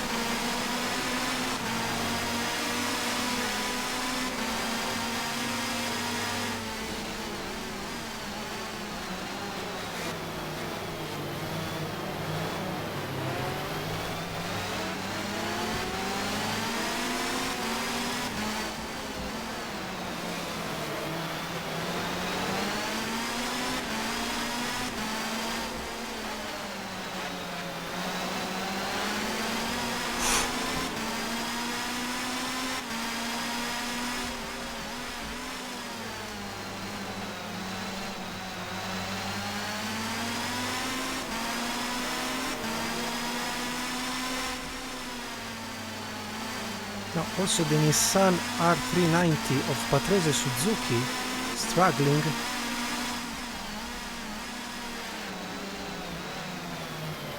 And the other one is neither Webber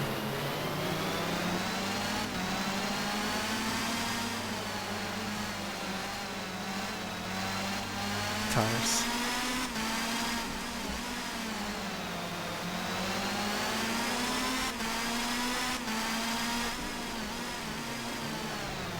Oof.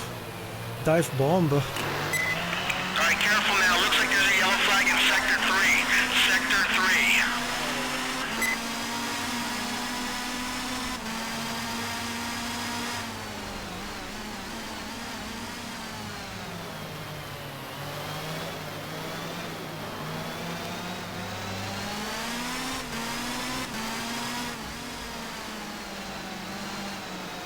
I need overlapped cars to be put in between. They are the only safe thing I can do given the nature of the track, the circuit.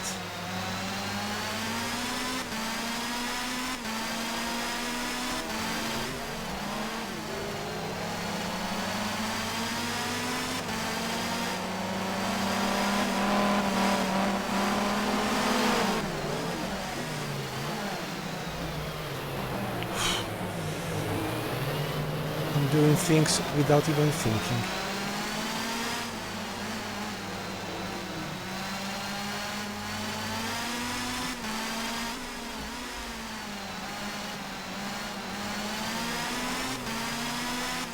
Tinso at the pit. I don't remember which car is racing. P10 currently.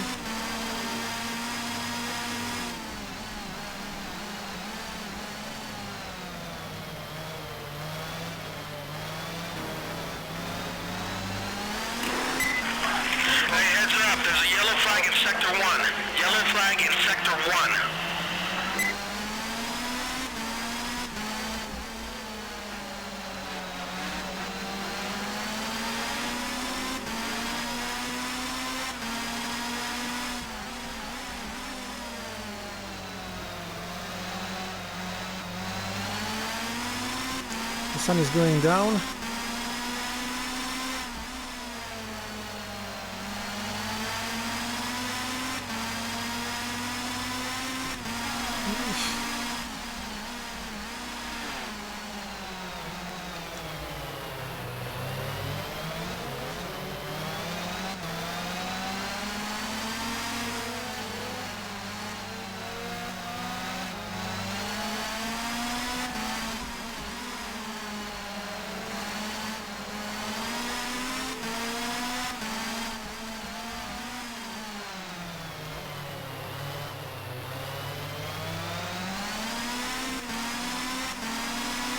Reliability down to 38% now.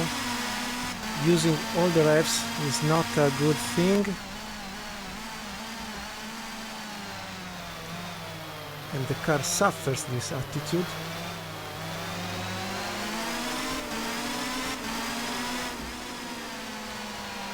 But we are in the scenario that if we resist, would be almost a win, because we will never pass the Toyota GT1 of Collard.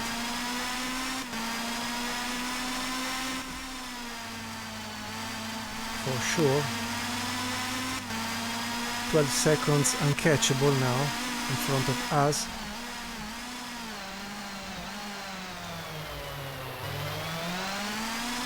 But given the tiny nature, with 10 minutes to go of the Lotus Elise,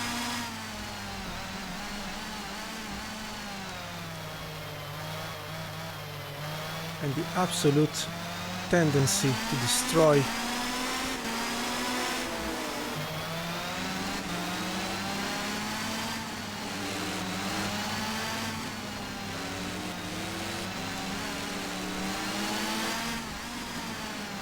the penalties didn't help to pass smoothly.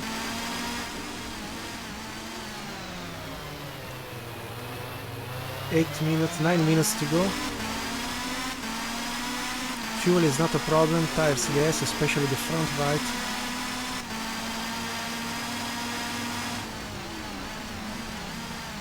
The most stressed tire on this track.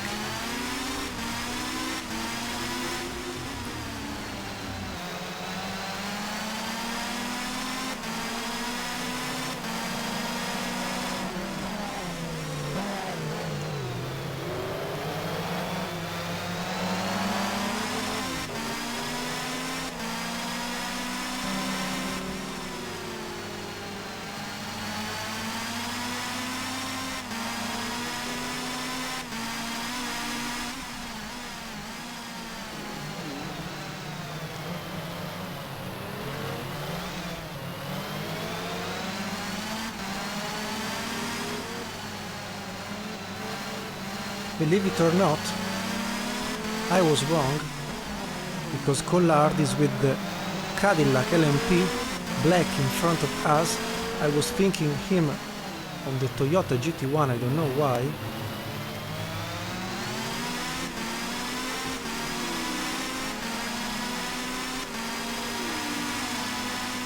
Reliability down to 36%.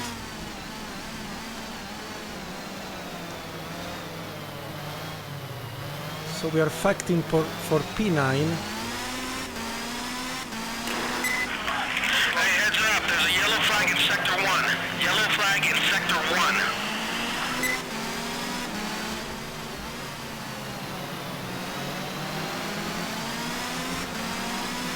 And we passed also. I've lost who? McNish? No, just Collard.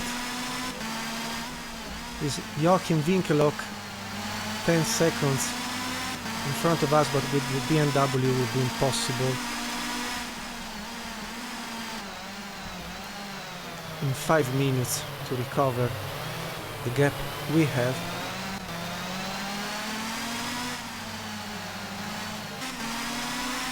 So now will be just resist, endure 4 minutes 30 seconds now.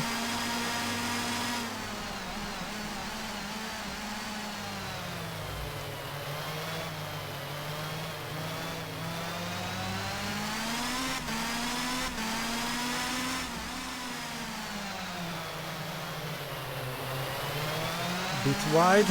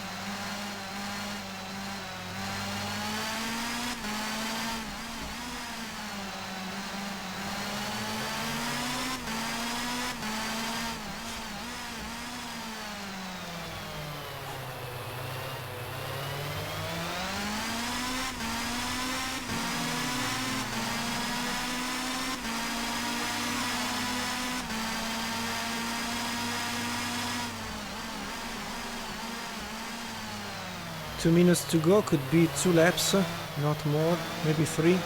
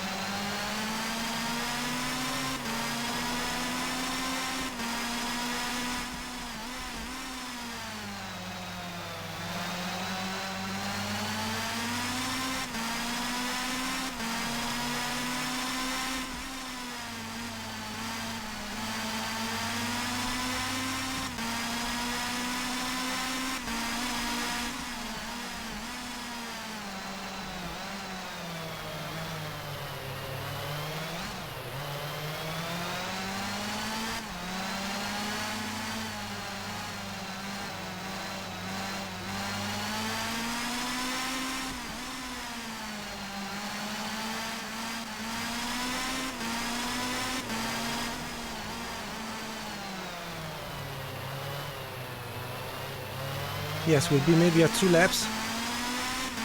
1 minute 42. Michele Alboreto, I'm so happy to see his name at the top.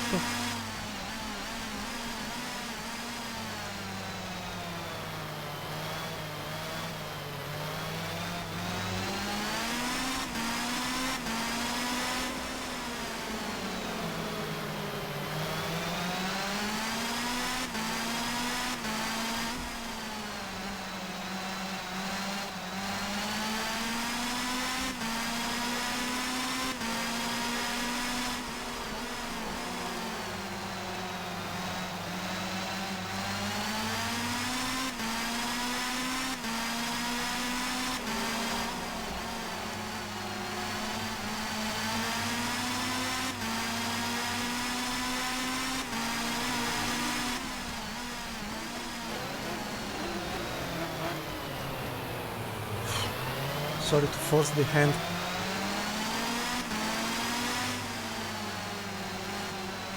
With the Corvette, but believe it or not, O'Connell is 2 seconds in front.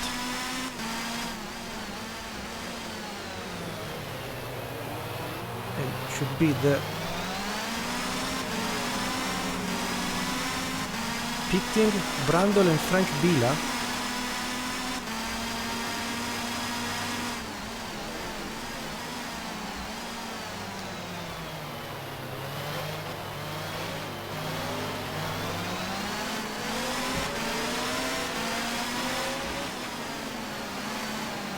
O'Connell should be this one.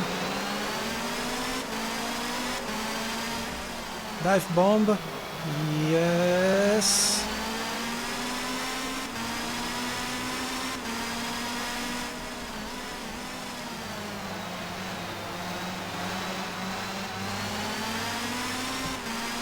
Alboreto did not finish in the last lap.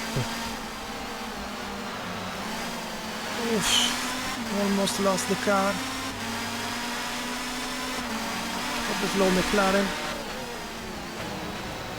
I lost the car.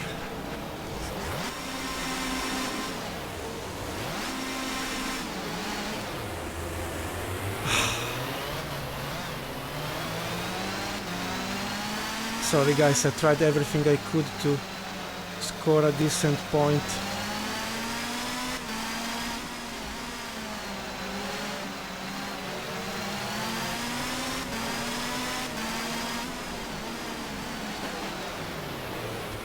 But it's just a P8.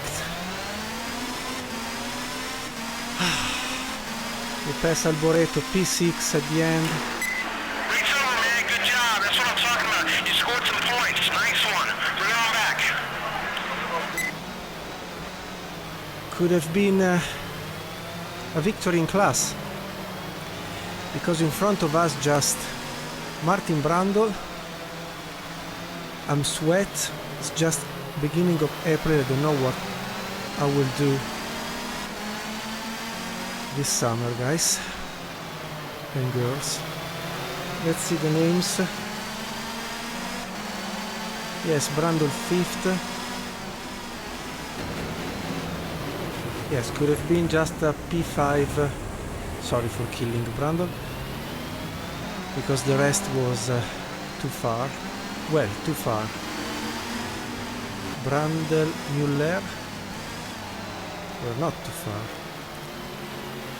Could have been on a P4 without my mistake, maybe. It's true, was the last lap. I'm destroyed. I'm sorry for Michele Alboreto. At the end finished 12th. Let's see if... Oh my goodness. Oh my goodness. I can't believe it. So, I do like this tendency of GTR of mixing up things when some drivers struggle with strategy or tires or fuel, whatever. So we can celebrate Eric Van de Pole winning, that maybe a win that never happened in real life, with the Nissan R391 LMP1, then Winkelhock Williams BMW V12, Field Lola B2K10. So this is the podium for the prototypes. Fourth is Frank Bila with the Audi, Didier Theis with the Ferrari, fifth. Sixth, Tinsault with the Cadillac. Seventh, Collard with the other Cadillac. Eighth, Michele Alboreto leading the race until the last lap. Ninth is O'Connell with the Penots Roadster, and Clerico with the Courage C52. If I'm correct, is 1, 2, 3, 4, 5, 6, 7, 8, 9, 10th. Yes. GT class, Brundle Muller Taylor, Nissan R390. Wow, today Nissan scored the victory for the prototypes and for the GT1. When I say prototypes, I mean open cockpit. in this particular theme. So Nissan double win, then Toyota GT1, and as with the tiny Lotus Elise could have been at least a P2 or almost a win without the mistake in the last corner, who knows. I will review the replay to understand, maybe yes. Anyway, podium with a tiny Lotus that never reached even the pit exit in his life, well, more or less. Fourth, Alan McNish with the other Toyota. Fifth, Patrese Suzuki Van de Pole with the other Nissan R390. Sixth, Schneider Webber. Seventh, Alzen Müller Wolleck with the Porsche 911. So it's 3, 4, 5, 6, 7. 8th, the Salin. 9th, the McLaren F1 GTR of Lise Olofsson of the Gulf Davidoff. Okay, best lap times, I'm curious. We were ciao, really ciao. We were 10 seconds, 13 seconds off the pace. We did 1:25.211, yes, the best lap time. The best for the BMW was 1:12, almost like an IndyCar race. So in this particular case, I would say quite disappointed. Let's say the GT, no, anyway, the GT1 Toyota 1:12. I mean, at least I was quicker than similar GT real cars. Not really. If we get the Salin or the McLarens, were 3 to 4 seconds quicker. So not really a super. So basically I succeeded just because the others retired, crashed, or slower it down at the end.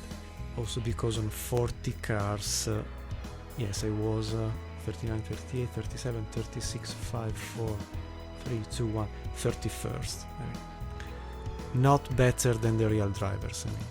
But wow.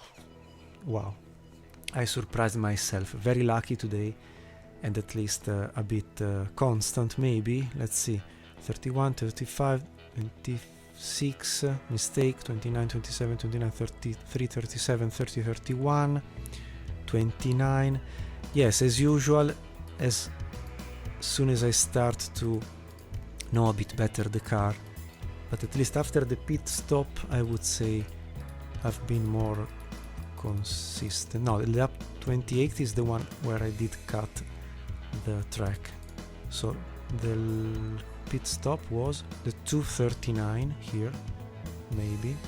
Then after the after the pit, I had nothing to lose, and I started to run 26.8, 25, 25, 25, 26, 26, 25. I mean, apart from some mistakes here and there, I've been decently constant. 25, 26, 25, yeah, not bad for an old guy like me, with the best lap time following 1, 2, 3, 4, 5 laps out of the pit after the stop. So really makes sense. And so what else to say? Nothing. I will give you the update on the classification, and with the update of the classification we will go on after the second race out of 19 this year with this I think beautiful theme that brings back all the mess following the death of Group C and IMSA GTP and so on, prior to the modern way to intend American Le Mans Series, WEC and so on, or International Le Mans Continental Cup. I mean, there were many mixes back then. But thank you very much for bringing me luckiness with all the contenders retired or crashed. It has been quite a gift. And at the end we have seen that also with a tiny Lotus it is sometimes possible to score some decent result if Lady Luck is around. So, thank you very much. Arigato. Dankeschön. Muchas gracias. Merci beaucoup. Grazie to everybody. See you in the next episode of something on our iKeysRacing channel. And stay well. And what else to say? Thank you very much again. Thank you for watching. Please remember to like and subscribe to the channel. You will help me to help you to build up a great community full of contents. I hope that we will fine-tune together. For example, if you go on iKeysRacing page community tab, you can get the polls that are outside there for IndyCar racing, GT Legends, and Formula 1 Challenge We Are the Champions theme, so you can help me to decide for IndyCar if to run or not the 1998 Indy Racing League, hoping to score more beautiful results than the ones seen so far, or if to go home and close definitely the IndyCar chapter. GT Legends, if to go on offline or if to start to do live streaming, you can decide. And Formula 1 Challenge We Are the Champions theme, if to stay with 10% race length or go up to 20-25% to have longer races, more episodes, but a more strategic way find out all the seasons of Formula 1. If you help me, the content, it will be closer to your tastes, also because I like to race whatever the race length or blah blah blah, setup, difficulties, etc. But I do care to bring on iKeysRacing channel what you prefer. So feel free to vote on the community page, and please like and subscribe to the channel, so we will do in the future, when we will be big enough to receive a bit of money from sponsorship, from marketing, etc. We can then donate those money in a clear and fair way to who lives less well than us. So it will be, I think, a good project altogether to be done all together. Thank you. Bye from Monza. Stay very well. Best wishes to you all. Arigato again. Thank you. And see you very soon. And as I usually started to say recently, remember to stay into keen racing when you drive virtually or not. And so stay into, stay keen, stay racing. Ha ha ha. Ciao. Kisses. Bye bye. Ciao ciao.